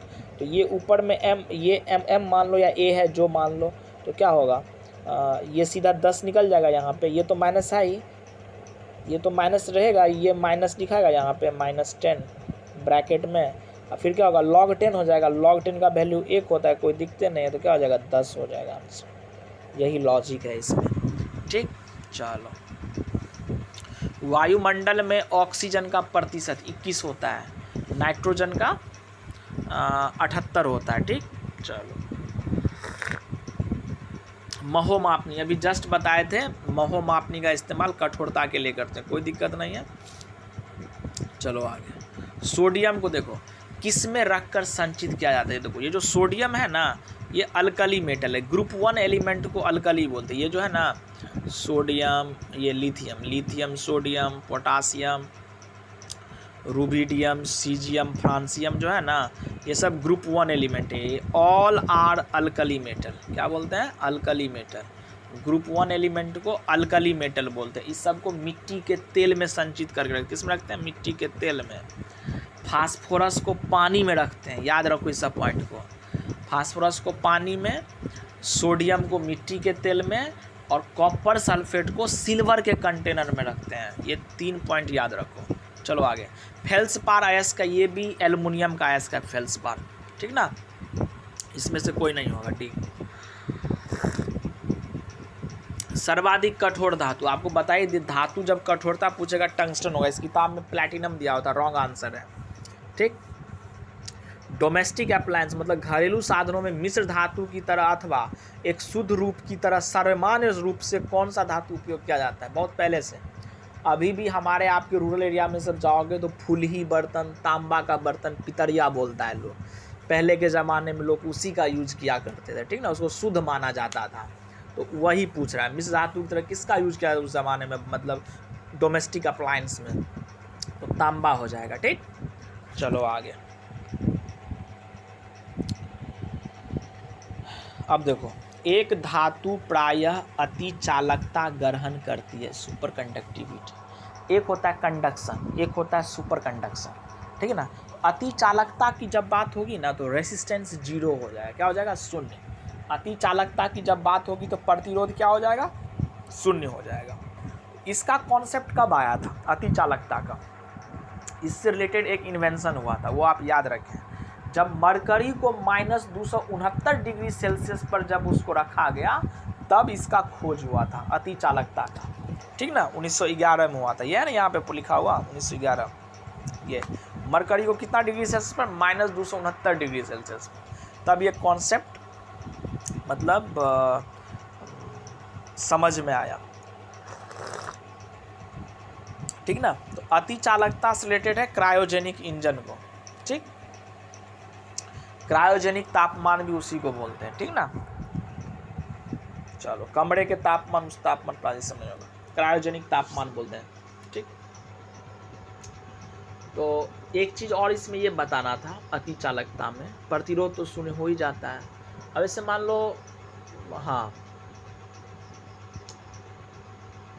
अब देखो एक चीज़ और क्या दिया हुआ इसमें, ताप बढ़ने पर चालक, हाँ ये चीज़ होता है, ये चीज़ बहुत बड़ा पॉइंट है, ये याद वैसे फिजिक्स में पढ़ेंगे ये सब चीज़। जो मेटल होता है ना, तो जो मेटल होता है उसको जब, जो नॉर्मल एक मेटल कहने का मतलब एक कोई नॉर्मल मेटल है तो उसमें भी प्रतिरोध होता है, थोड़ी नहीं होता है प्रतिरोध, लेकिन जो अति चालक बन जाता है ना उसमें नहीं होता, उसमें प्रतिरोध शून्य हो जाता है, ठीक। तो ये बोला जाता है कि यदि कोई मेटल है, ठीक, तो उसमें जब हम आप टेम्परेचर को बढ़ाते हैं ना, चालक उसी को बोलते हैं ना, मेटल को ही। तो ताप जब बढ़ाते हैं ना तो वो जो मेटल सब्सटेंस है ना या चालक पदार्थ, उसमें प्रतिरोध बढ़ जाता है। कहने का मतलब है कि जब मेटालिक नेचर का कोई चीज़ है या चालक टाइप का कोई चीज़ है जो इलेक्ट्रिसिटी का कंडक्शन कर सकता है, ऐसे सब्सटेंस जब होंगे आपके पास, तो उसमें जब आप टेम्परेचर बढ़ाओगे ना आपका रेसिस्टेंस भी बढ़ेगा, डायरेक्टली प्रोपोर्शनल होगा रेसिस्टेंस का। किसमें, मेटालिक सब्सटेंस में। नॉन मेटालिक में ये चीज़ नहीं होगा, ठीक ना, नॉन मेटालिक में उल्टा होगा, ठीक। यही चीज़ है, ताप बढ़ाएंगे तो रेसिस्टेंस भी बढ़ेगा, ताप घटाएंगे, टेम्परेचर घटाएंगे तो प्रतिरोध कम होगा, किसमें होगा, चालक में, ठीक।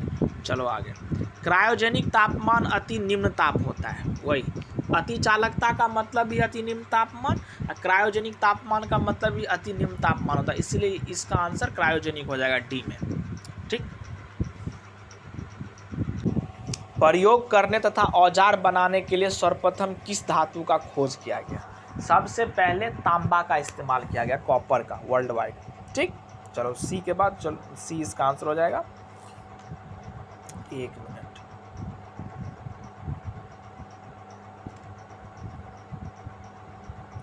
कौन लौह चुंबकीय, आपको बताए थे फेरम कोबाल्ट निकल होता है, तो ये आपका आंसर हो जाएगा, ठीक।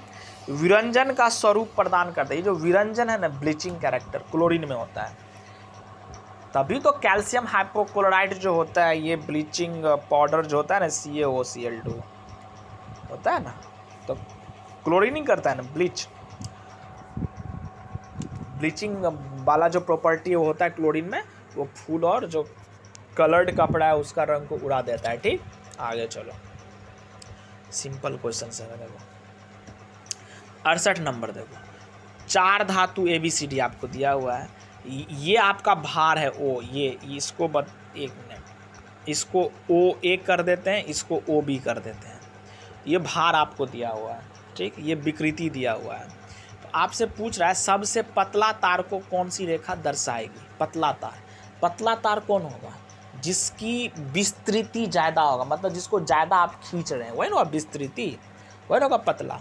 तो सबसे पतला तार कौन होगा, जिसकी विस्तृति ज़्यादा होगी। तो किसकी विस्तृति ज़्यादा, देखो O से D यहाँ है तो D के सामने कहाँ होगा, यहीं तक होगा, C का सामना यहीं तक होगा, B का सामना यहीं तक होगा, A सबसे ज़्यादा होगा, ये A। इसको आप करेंगे मतलब पेंसिल से लेकर के, तब आपको पता चलेगा, आप देख के भी कर सकते हैं, ऊपर से नीचे जब करेंगे ना, वैल्यू को पुट करेंगे ना, तो OA का वैल्यू सबसे ज़्यादा आएगा विस्तृति में, ठीक। लेकिन उसका भार क्या है, सबसे कम है, देखो भार वाला पार्ट इस साइड है ना, वो भार वाला पार्ट ये होगा, OA, OB, OC, OD, ये भार। तो OA का भार क्या होगा, सबसे कम होगा। तो सबसे पतला तार कौन होगा, जिसका सबसे कम भार है, तो C आपका आंसर हो जाएगा, वही पूछ रहा है। आगे चलो, अगला क्वेश्चन है आपका, निम्नलिखित में से कौन सा तत्व रासायनिक रूप से धातु अधातु दोनों के समान कार्य करता है। देखो, जो कोई भी सब्सटेंस धातु अधातु दोनों की तरह कार्य करता है उसको मेटालॉइड बोलते हैं। क्या बोलते हैं? मेटालॉइड, उपधातु बोलते हैं। ठीक, इसमें होता है आपको बोरन होता है, सिलिकॉन होता है, जर्मेनियम होता है, आर्सेनिक होता है और एंटीमनी होता है। इतना एलिमेंट का आप नाम ही याद रख लो, बोरन, सिलिकॉन, जर्मेनियम, आर्सेनिक और एंटीमनी। एस से होता है आर्सेनिक, एसबी से एंटीमनी होता है। ठीक, टेलिडियम पोलोडियम नहीं भी याद रखेंगे चलेगा, कम से कम इतना का नाम याद रखो। ये सब क्या होता है? मेटालॉइड, मेटल की तरह और नॉन मेटल दोनों की तरह ये लोग बिहेवियर शो करते हैं अपना। भविष्य का ईंधन हाइड्रोजन है, इसलिए है क्योंकि उसमें पॉल्यूशन ना के बराबर है। ठीक, तो वही है भविष्य का ईंधन। पेंसिल का सिक्का किस चीज़ का बना होता है? पेंसिल का जो सिक्का होता है ना, वो जो नुकीला पार्ट होता है वो ग्रेफाइट का बना होता है। ग्रेफाइट क्या है? कार्बन का अपर रूप है। कार्बन आप पढ़ते हो क्या है? मतलब ये इलेक्ट्रिसिटी को कंडक्ट नहीं करता है वो। ठीक, बट कार्बन का जो एलोट्रोपिक फॉर्म्स ग्रेफाइट है वो इलेक्ट्रिसिटी का कंडक्टर होता है। कहने का मतलब विद्युत का सुचालक होता है। ठीक, ये पॉइंट आप याद रखें, बहुत बार एग्जाम में पूछा गया है। ये क्यों होता है? एक स्ट्रक्चरल जो होता है ना डिफरेंसेज, उस बेसिस पे होता है। तो ये जब हम आप कार्बन एंड इट्स कंपाउंड पढ़ेंगे 9th-10th की चैप्टर में, जब चैप्टर वाइज करेंगे ना, कुछ सेक्शन पढ़ना पड़ेगा। वो अच्छी बात है, पढ़ लेंगे तो डिटेल में नॉलेज भी हो जाएगा। ठीक, तो वहाँ पे इस चीज़ को करेंगे डिस्कस। नॉर्मली आप जान लो, जो ग्रेफाइट होता है कार्बन का प्रूफ, विद्युत का सुचालक होता है, इलेक्ट्रिसिटी का कंडक्टर होता है। ठीक, चलो आगे। ऑक्सीजन की उपस्थिति में ग्लूकोज का कार्बन डाइऑक्साइड और पानी में ऊर्जा के विमोचन में संपूर्ण रूपांतरण का कहलाता है? वायु शोषण, अवायु शोषण, ग्लाइकोलाइसिस, हाइड्रोलाइसिस। देखो बता रहे, ये जो हाइड्रोलाइसिस होता है ना, जब कभी भी हाइड्रोलाइसिस होगा तो वाटर का एडिशन होगा। इसमें वाटर का एडिशन है नहीं है, हाइड्रोलाइसिस नहीं होगा, गलत। ग्लाइकोलाइसिस अलग चीज़ है, इससे कोई मतलब नहीं। हाँ, अवायु शोषण और वायु शोषण, वायु शोषण जब होगा तो ऑक्सीजन का प्रेजेंस होगा। ठीक, इसमें ऑक्सीजन का प्रेजेंस है आपको मतलब क्वेश्चन में ही दिया होगा ऑक्सीजन की उपस्थिति में। इसका मतलब क्या है? वायु है। अवायु मतलब क्या हुआ? ऑक्सीजन नहीं होना चाहिए। ठीक ना, तो सो तो नहीं लिखा हुआ है क्वेश्चन में। क्वेश्चन में तो स्पष्ट लिखा होगा कि ऑक्सीजन की उपस्थिति में, तो वहीं से आप स्टेटमेंट को, बात को पकड़े तो वायु शोषण हो जाएगा आंसर। ठीक, वायवीय शोषण, इसको वायु शोषण ऐसे लिखते हैं, वायवीय शोषण। ठीक, एरोबिक रेस्पायरेशन। तो ग्लूकोज का फार्मूला भी आप याद रखें, बहुत बार एग्जाम में पूछता है ये, C6H12O6, यही होता है ग्लूकोज O6। ठीक, देखो यहाँ पे है ना, ये ऑक्सीजन के साथ रिएक्शन क्या, ये निकला। जब ग्लूकोज ऑक्सीजन के साथ रिएक्शन क्या, वो रिएक्शन किया तो क्या मिला? Carbon dioxide, water plus 673 calorie energy भी मिलता है। इस प्रोसेस क्या बोलते हैं? वायवीय शोषण। क्यों बोलते हैं? समझ में आ गया होगा। चलो आगे चलो। नेक्स्ट क्वेश्चन है, कौन सा ऑक्साइड उदासीन है? कहने का मतलब है, हाँ, इसमें कार्बन मोनोऑक्साइड होगा। क्या होगा? कार्बन मोनोऑक्साइड, कार्बन मोनोऑक्साइड जिसको CO बोलते हैं, यही उदासीन होता है, न्यूट्रल होता है। कैल्शियम ऑक्साइड नहीं होगा। मेटल का ऑक्साइड क्या होगा? बेसिक होगा नेचर में, मतलब क्षारीय होगा। CO2 नॉन मेटल है तो वो एसिडिक होगा। Na2O बेसिक होगा, मेटालिक ऑक्साइड है। CO क्या है? न्यूट्रल ऑक्साइड है, उदासीन ऑक्साइड।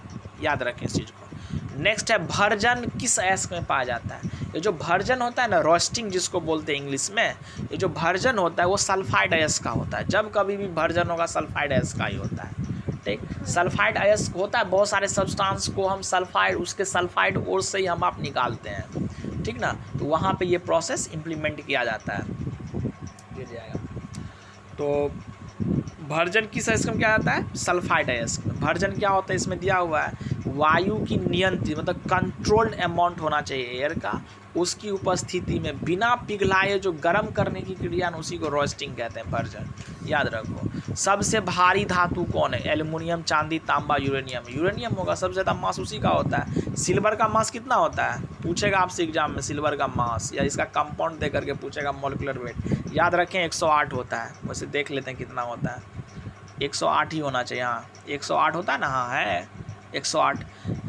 नेक्स्ट है ऑक्सी एसिटिलीन फ्लेम कटिंग के दौरान धातु कट जाती है। लास्ट टाइम भी ये क्वेश्चन पढ़े थे, गहन ऑक्सीकरण के कारण होता है। कौन सी निष्क्रिय गैस है? आर्गन होता है निष्क्रिय गैस, बहुत बार पढ़े हैं। अक्रिय गैस में सबसे पहले आर्गन का ही खोज हुआ। यही अक्रिय गैस आर्गन जो वायुमंडल में पाया जाता है, यही केवल वायुमंडल में पाया जाता है, ये भी याद रखें। और जो अक्रिय गैस में जेनन ही एकमात्र अक्रिय गैस है जो कंपाउंड को बनाती है, ठीक। उद्योग में प्रयुक्त रसायनों का प्रचुर स्रोत कोक होता है, कोक से ही कोल टार बनता है, ठीक ना। तो उसके बाद फिर बहुत सारा प्रोडक्ट हम आप रिएक्शन करके बनाते हैं। जो जड़ है कोक, आपका कोक इसका आंसर हो जाएगा, ठीक। पोर्टलैंड सीमेंट के प्रमुख संगठक में से जब पोर्टलैंड सीमेंट की बात करेंगे तो हमारे पास लाइम होना चाहिए, CaO, ठीक, लाइम होना चाहिए, सिलिका होनी चाहिए, सिलिका, मैग्नीशिया होनी चाहिए और एल्यूमिना। तो ये चारों जिसमें होगा वो मोर अप्रोप्रिएट, लेकिन ये 3 जिसमें हो जाए वो और अप्रोप्रिएट, ठीक ना। 3 में कौन? तो एल्यूमिना होना चाहिए, क्योंकि एल्यूमिना ज़्यादा कंसंट्रेशन में होता है मैग्नीशिया की अपेक्षा, ठीक ना। तो बी इसीलिए नहीं होगा। लाइम, सिलिका, मैग्नीशिया, डी में है लाइम, सिलिका, एल्यूमिना। तो लाइम, सिलिका, एल्यूमिना आंसर हो, इसलिए होगा क्योंकि एल्यूमिना ज़्यादा मात्रा में होता है मैग्नीशिया की अपेक्षा। यदि ये चारों जिसमें हो जाता तो वो सबसे मोर अप्रोप्रिएट आंसर होता है, ठीक। तो इस ऑप्शन के अकॉर्डिंग डी हमारा आंसर हो जाएगा, ठीक। चलो आगे, है ना। एल्यूमिना 5 से 10% है, अब मैग्नीशिया जो है 1 से 2% है, देख लिए। चलो नेक्स्ट है टैबलेट या पाउडर वाली दवा की बोतल में सिलिका की जेली की एक छोटी सी थैली होती है। ये जो सिलिका की जो जेली होती है ना, SiO2 एन होता है सिलिका, ठीक ना।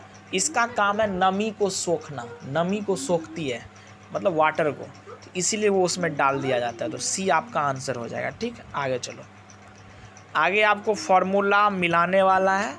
तो नमक का NaCl होता है, क्वार्ट्स होता है ना, क्वार्ट्स, वो सोडियम सिलिकेट को बोलते हैं क्वार्ट्स, ये आप याद रखें, Na2SiO3। ये फार्मूला याद ही रख लें, बहुत बार एग्जाम पूछता है क्वार्ट्स का फार्मूला, सोडियम सिलिकेट होता है, ठीक।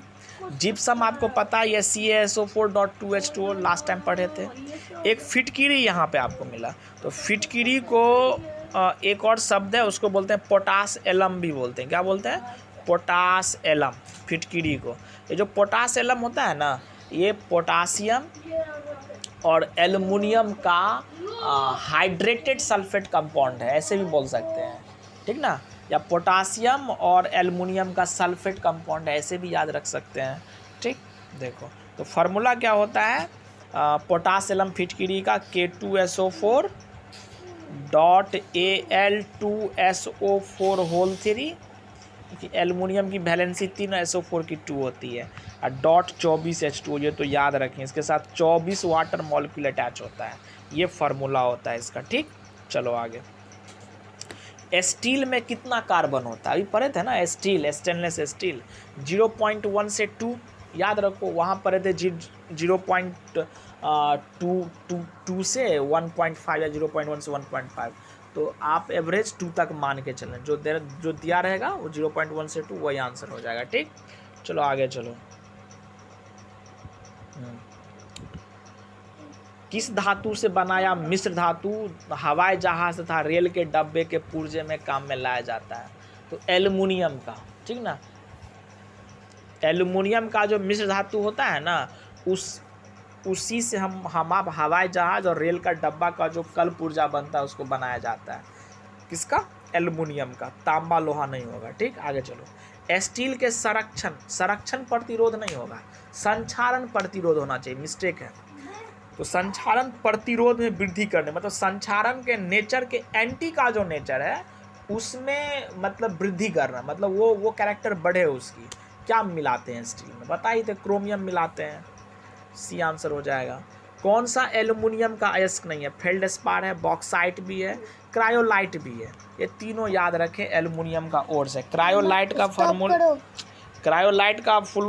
फार्मूला होता है Na3Al(F6), ये फार्मूला होता है, ये भी एग्जाम में पूछता है, आप याद रखें, क्रायोलाइट। एजुराइट नहीं होगा एल्युमिनियम का अयस्क, तो डी आपका आंसर हो जाएगा क्वेश्चन के अकॉर्डिंग। अब है CaOCl2, ये लास्ट टॉपिक में भी पढ़े थे लास्ट टाइम, ब्लीचिंग पाउडर बोलते हैं, रासायनिक सूत्र है किसका है, तो ब्लीचिंग पाउडर का। कौन सी ऐसी धातु है जो द्रव अवस्था में, मेटल जो लिक्विड फॉर्म में रहता है उसका नाम है मरकरी। नॉन मेटल जो लिक्विड फॉर्म मतलब अधातु जो द्रव अवस्था में पाई जाती है उसका नाम है ब्रोमीन। क्या नाम है उसका, ब्रोमीन बोलते हैं, Br। ठीक, चलो आगे। हाँ, मरकरी का डेंसिटी आप याद रखें, ये भी एग्जाम में पूछा हुआ है, 13.5 ग्राम पर सीसी होता है। ठीक, 13.5 ग्राम पर सीसी। अब धातु की प्रकृति होती है ऋणात्मक, धनात्मक, उदासीन। ठीक है ना। नॉर्मली सारा एलिमेंट जो नॉर्मल फॉर्म में न्यूट्रल ही होता है, लेकिन आपको प्रकृति पूछ रही, नेचर।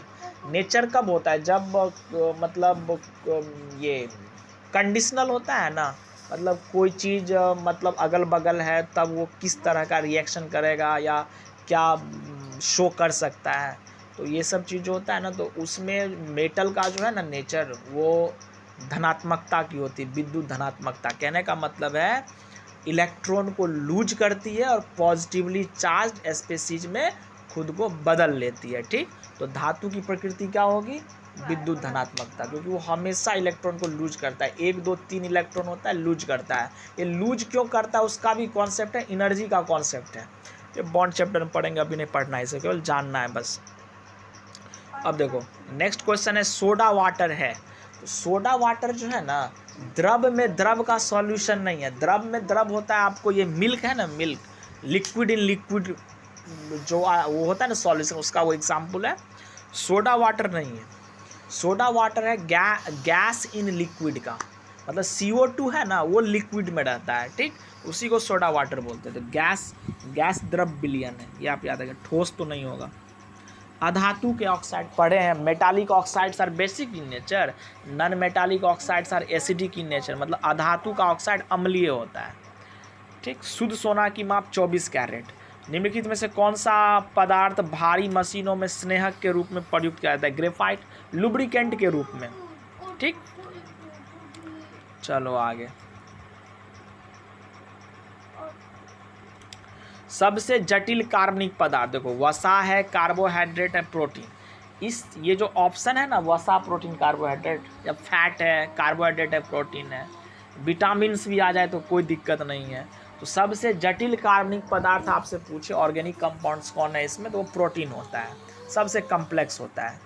ठीक, व्यापारिक वैसलीन का निष्कर्षण, ये जो व्यापारिक वैसलीन नहीं मिलता है हमको, आपको मार्केट में जो वैसलीन लेने के लिए जाते हैं, ये पेट्रोलियम सब्सटेंस से आपको मिलता है, कोल टार से नहीं होगा, मोम भी नहीं होगा, पादप गोंद भी नहीं होगा। पेट्रोलियम सब्सटेंस मतलब हाइड्रोकार्बन, या तो ऑप्शन में पेट्रोलियम देगा या तो हाइड्रोकार्बन देगा। ठीक, पेट्रोलियम भी हाइड्रोकार्बन ही है, कोई एक ऑप्शन देगा, आप मार देंगे यही।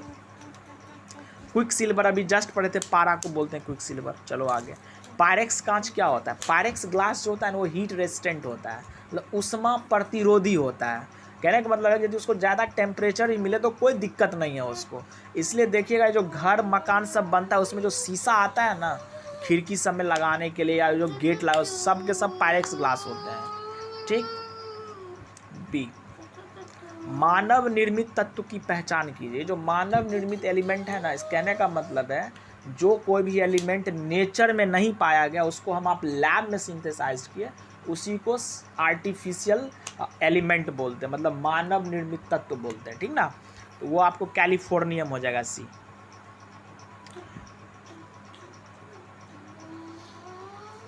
सल्फर अणु को दर्शाया जाता है ना, देखो सल्फर का अणु, सल्फर के अणु को हम आप S8 के फॉर्म में लिखते हैं। क्या लिखते हैं, S8 के फॉर्म में आता है। ठीक, याद रखें, S2 नहीं होता है, S8 होता है। अपरंपरागत ऊर्जा का स्रोत मतलब किस में उपयोग होता है, परंपरागत वो है जिसका हमेशा यूज करते हैं, अपरंपरागत क्या उसका उस अमाउंट में यूज नहीं कर रहे हैं, ऐसे आप याद रखें। जैसे सौर लालटेन है, जनरली तो यूज नहीं करता है लोग सौर लालटेन का, वही है अपरंपरागत ऊर्जा का स्रोत। मोमबत्ती, मिट्टी का तेल तो घर घर में यूज होता है, टॉर्च सब का, तो सौर लालटेन हो जाएगा। अब नेक्स्ट क्वेश्चन है, मेल्कानाइट किस धातु का खनिज है, खनिज पूछे, अयस्क पूछे वो, तो मेल्कानाइट कॉपर का होता है, कॉपर का ऑक्साइड होता है, CuO। क्यूप्रिक ऑक्साइड बोलते हैं उसको, ये याद रखें, मेल्कानाइट, ये क्यूप्रिक ऑक्साइड, कॉपर का ओर्स है, ठीक। चलो आगे, पानी और चौक खरिया के मिश्रण को पृथक किया जा सकता है। पानी चौक को कैल्शियम कार्बोनेट बोलते हैं, लास्ट चैप्टर में पढ़े हुए थे। इसके मिश्रण को हम वाष्पन के द्वारा नहीं कर सकते हैं, ठीक। आसवन नहीं, आसवन जो होता है डिस्टिलेशन, उसका यूज करते हैं लिक्विड सब्सटेंस में, बहुत अच्छा रहता है, जिसका बॉइलिंग पॉइंट नज़दीक हो, निस्पंदन भी नहीं होगा, अवसादन हो जाएगा। मतलब पानी और चौक के मिश्रण को आपको अलग करना हो तो sedimentation process the best process, ठीक, उसी को बोलते हैं हिंदी में अवसादन, ठीक। आगे चलो, हेक्सा ब्लेड होता है ना, उच्च कार्बन इस्पात का बना होता है, उच्च कार्बन इस्पात होगा, ठीक, सी। आगे चलो, स्टोरेज बैटरी में कौन से पदार्थ का उपयोग किया जाता है। स्टोरेज बैटरी में लीड स्टोरेज बैटरी होता है या लेड स्टोरेज बैटरी जो बोलो, तो पीबी का इस्तेमाल होता है, ठीक, बी आपका आंसर हो जाएगा। 25 डिग्री सेल्सियस पर उदासीन विलयन का पीएच, आपको उदासीन विलयन को न्यूट्रल, तो 25 डिग्री सेल्सियस रूम टेम्परेचर होता है, ठीक ना, वो एक आइडियल कंडीशन है, मतलब स्टैंडर्ड माना जाता है उसको, ठीक। तो उससे कोई मतलब नहीं है, 7 उसका वैल्यू होता है, ठीक, जब न्यूट्रल होता है। स्टील को कठोरता प्रदान, अभी जस्ट पढ़े थे ना, स्टेनलेस स्टील में स्टील को कठोरता प्रदान करने के लिए कार्बन मिलाया जाता है, ठीक, तो बी हो जाएगा आंसर। मोनोजाइट जो है थोरियम का अयस्क है, किसका है, थोरियम का। मोनोजाइट किसका अयस्क है, थोरियम का, डी आंसर, याद रखिए। निम्नलिखित में से कौन नन फेरस धातु नहीं है, देखो नन फेरस धातु पूछता, कहने का मतलब है कि जिसमें लोहा नहीं होगा, तब तो आप मार देते एल्युमिनियम, लेकिन क्वेश्चन में पूछा नन फेरस धातु नहीं है, कहने का मतलब जो फेरस है वही पूछ रहा है आपसे। फेरस कौन होगा, लोहा अपने है तो और अच्छी बात है, लोहा यदि खुद नहीं रहता तब ना कोबाल्ट निकल चूज कर दे, लेकिन लोहा खुद है तो फेरम होगा। कि नन फेरस धातु नहीं है सो पूछ रहा है, नन फेरस धातु है, ये यदि पूछता तो जिसमें लोहा नहीं है वो होता, लेकिन नन फेरस धातु नहीं है कहने का मतलब कि लोहा खुद, वो आपसे पूछ रहा है कि लोहा किस में है, तो लोहा खुद ऑप्शन में है तो डी हो जाएगा, नहीं रहता तब कोबाल्ट निकल होता, ठीक। चलो अब नेक्स्ट क्वेश्चन है, चांदी क्या विद्युत का सुचालक है, मेटल है, अर्जेंटेंटम बोलते हैं उसको, ठीक। हीरा और ग्रेफाइट क्या है, उदाहरण, एलोट्रोपिक फॉर्म्स ऑफ कार्बन, मतलब अपर रूप है किसका, कार्बन का, ठीक। डोलामाइट जो है ना, डोलामाइट वो कैल्शियम और मैग्नीशियम का कार्बोनेट है, मतलब CaCO3.MgCO3, कैल्शियम और मैग्नीशियम के कार्बोनेट को ही डोलामाइट बोलते हैं, ठीक। ये आप याद रखें, फार्मूला पूछता है डोलामाइट का, कैल्शियम मैग्नीशियम के कार्बोनेट को बोलते हैं, ठीक। चलो ये है ना फार्मूला, देखो या तो ऐसे लिखो या अलग अलग करके लिखो, बात बराबर, ठीक। कौन सी धातु प्रकृति में मुक्त अवस्था में पाई जाती है। ये जो ऑप्शन है ना, सोना, चांदी, सोडियम, तांबा, 4 ऑप्शन, तो मुक्त अवस्था में सोना भी होता है और चांदी भी, कहने का मतलब है लेस रिएक्टिव सब्सटेंस है ये इजीली आपको कहीं पे भी रहेंगे तो किसी के साथ ये रिएक्शन नहीं करते हैं जल्दी, कुछ सम स्पेशल सर्कमस्टांसेस जो होते हैं उसी के अकॉर्डिंग ये करते हैं, नॉर्मली नहीं करते, ठीक है ना, तो उसी को बोलते हैं मुक्त अवस्था, मतलब कहीं पे ये एग्जिस्ट कर सकते हैं नॉर्मली, तो उसमें ये दोनों आंसर हो जाएगा, सोना चांदी दोनों, तो कोई एक ऑप्शन में रहना चाहिए था, इसलिए इसमें कोई भी आंसर नहीं मारेंगे, ठीक। धातुओं के सल्फेट के कारण पानी के अस्थायी खारेपन को दूर किया जा सकता है निम्न के प्रयोग से। धातु के सल्फेट के कारण जो पानी का अस्थायी खारेपन होता है उसको दूर करने का प्रोसेस क्या है, जियोलाइट का इस्तेमाल करो, वही ना होगा, ए सल्फोनाइट्स नहीं होगा, नाइट्रेट सुना नहीं होगा, जियोलाइट का इस्तेमाल करते हैं, ठीक। आगे चलो, यही होता है जियोलाइट का फार्मूला, बहुत बड़ा होता है। निम्नलिखित में से कौन सी धातु ऑक्सीजन के साथ तेजी से अभिक्रिया करती है, इससे मैग्नीशियम होगा, ठीक। ये group 1 group 2 elements are more reactive होता है, मोर रिएक्टिव सब्सटेंस होता है, ठीक, इसलिए मैग्नीशियम हो जाएगा, कॉपर जिंक फेरम नहीं होगा, ये सब डी ब्लॉक एलिमेंट है। आगे चलो, 4 एक जैसी केतली दिया, कहने का मतलब जो brass, stainless steel, copper, aluminium है, इस चारों से बना हुआ 4 टाइप का केतली है, उसको हीट किया जा रहा है, आपसे पूछ रहा है कि जल सबसे पहले किस धातु की बनी हुई केतली में उबलेगा, कहने का मतलब ये 4 चीज़ से बना हुआ केतली है आपको, उस चारों में वाटर है, आपसे पूछ रहा आप हीट दे रहे हो, तो किस में पानी सबसे जल्दी बॉयल हो जाएगा? उसी में बॉयल होगा जो हीट का मतलब कंडक्टर सबसे अच्छा होगा। तो इस चारों में सबसे अच्छा हीट का कंडक्टर कौन है? तो कॉपर है। सबसे ज़्यादा कौन होगा? चांदी होगा, चांदी के बाद कॉपर होगा। तो कॉपर होगा इसमें, ठीक। ब्रास, स्टेनलेस तो मिश्र धातु सब है, ये सब नहीं होगा, एल्युमिनियम भी नहीं होगा। निम्नलिखित में से कौन सी धातु बिजली की सर्वोत्तम संवाहक है? मतलब इलेक्ट्रिसिटी की। इसमें भी वही है, इलेक्ट्रिसिटी की सबसे ज़्यादा कौन होता है? वही कौन? वही चांदी, सोना, तांबा, उसके बाद ही कोई आता है ना। तो तांबा के बाद ही कोई आएगा, एल्युमिनियम, लोहा, जिंक, तो वो हो जाएगा आंसर तांबा। गुहिका जिसमें गलित धातु डाला जाता है कहलाता है? गलित धातु समझे? मेल्टेड जो मेटल होते हैं, मतलब पिघला हुआ अवस्था में, वो जो ब्लास्ट फर्नेस में जो होता है। तो गुहिका जिसमें उसको डाला जाता है उसको क्या बोलते हैं? सांचा बोलते हैं। क्या बोलते हैं? सांचा। आगे चलो। ताप का सबसे अच्छा चालक? चांदी। सीधी बात भी जस्ट बताएं, उसके बाद ही कोई होगा। जब इस्पात को सुर्ख लाल गर्म किया जाता है, धीरे धीरे ठंडा किया जाता है, तो यह प्रक्रिया क्या कहलाती है? इसको याद ही रखिए, अनिलन बोलते हैं। क्या बोलते हैं? अनिलन बोलते हैं। जब इस्पात को बहुत ज़्यादा गर्म करेंगे और उसको धीरे धीरे ठंडा करने के प्रोसेस को अनिलन बोला जाता है, ठीक। कौन से आवर्त सारणी की एक ही अवधि के दोनों सदस्य हैं? तो बी होगा Na और Cl। ये जब पीरियोडिक टेबल पढ़ाएंगे तब आपको समझ में आएगी, अभी आपको नहीं आएगी समझ, अभी आप याद कर लो।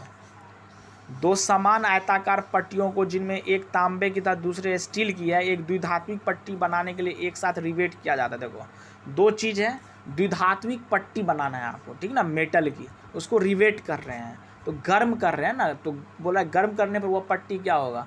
तो गर्म जब करेंगे तो हीट का कंडक्टर है कॉपर, तो क्या होगा? जहाँ पे कॉपर है ना उसके साथ वो झुक जाएगा थोड़ा, तो है ना, पासर पर तांबे के साथ झुकेगी, वही बी आपका आंसर हो जाएगा, ठीक। सी नहीं होगा, स्टील के साथ नहीं जाएगा, सीधी वो भी नहीं रहेगा, आपका बी आंसर हो जाएगा, ठीक। चलो, आज की वीडियो लेक्चर्स की यही समाप्ति करते हैं। उम्मीद है कि बहुत सारा क्वेश्चंस आपको समझ में आया होगा, ठीक है ना। और जो जिससे बेसिक चीज़ जो पूछा गया है, जो क्वेश्चन मतलब थ्योरेटिकल बेस्ड है, उसको सेपरेटली नेक्स्ट वीडियो समय देखेंगे, ठीक है ना। धन्यवाद आज की वीडियो लेसन्स देखने के लिए।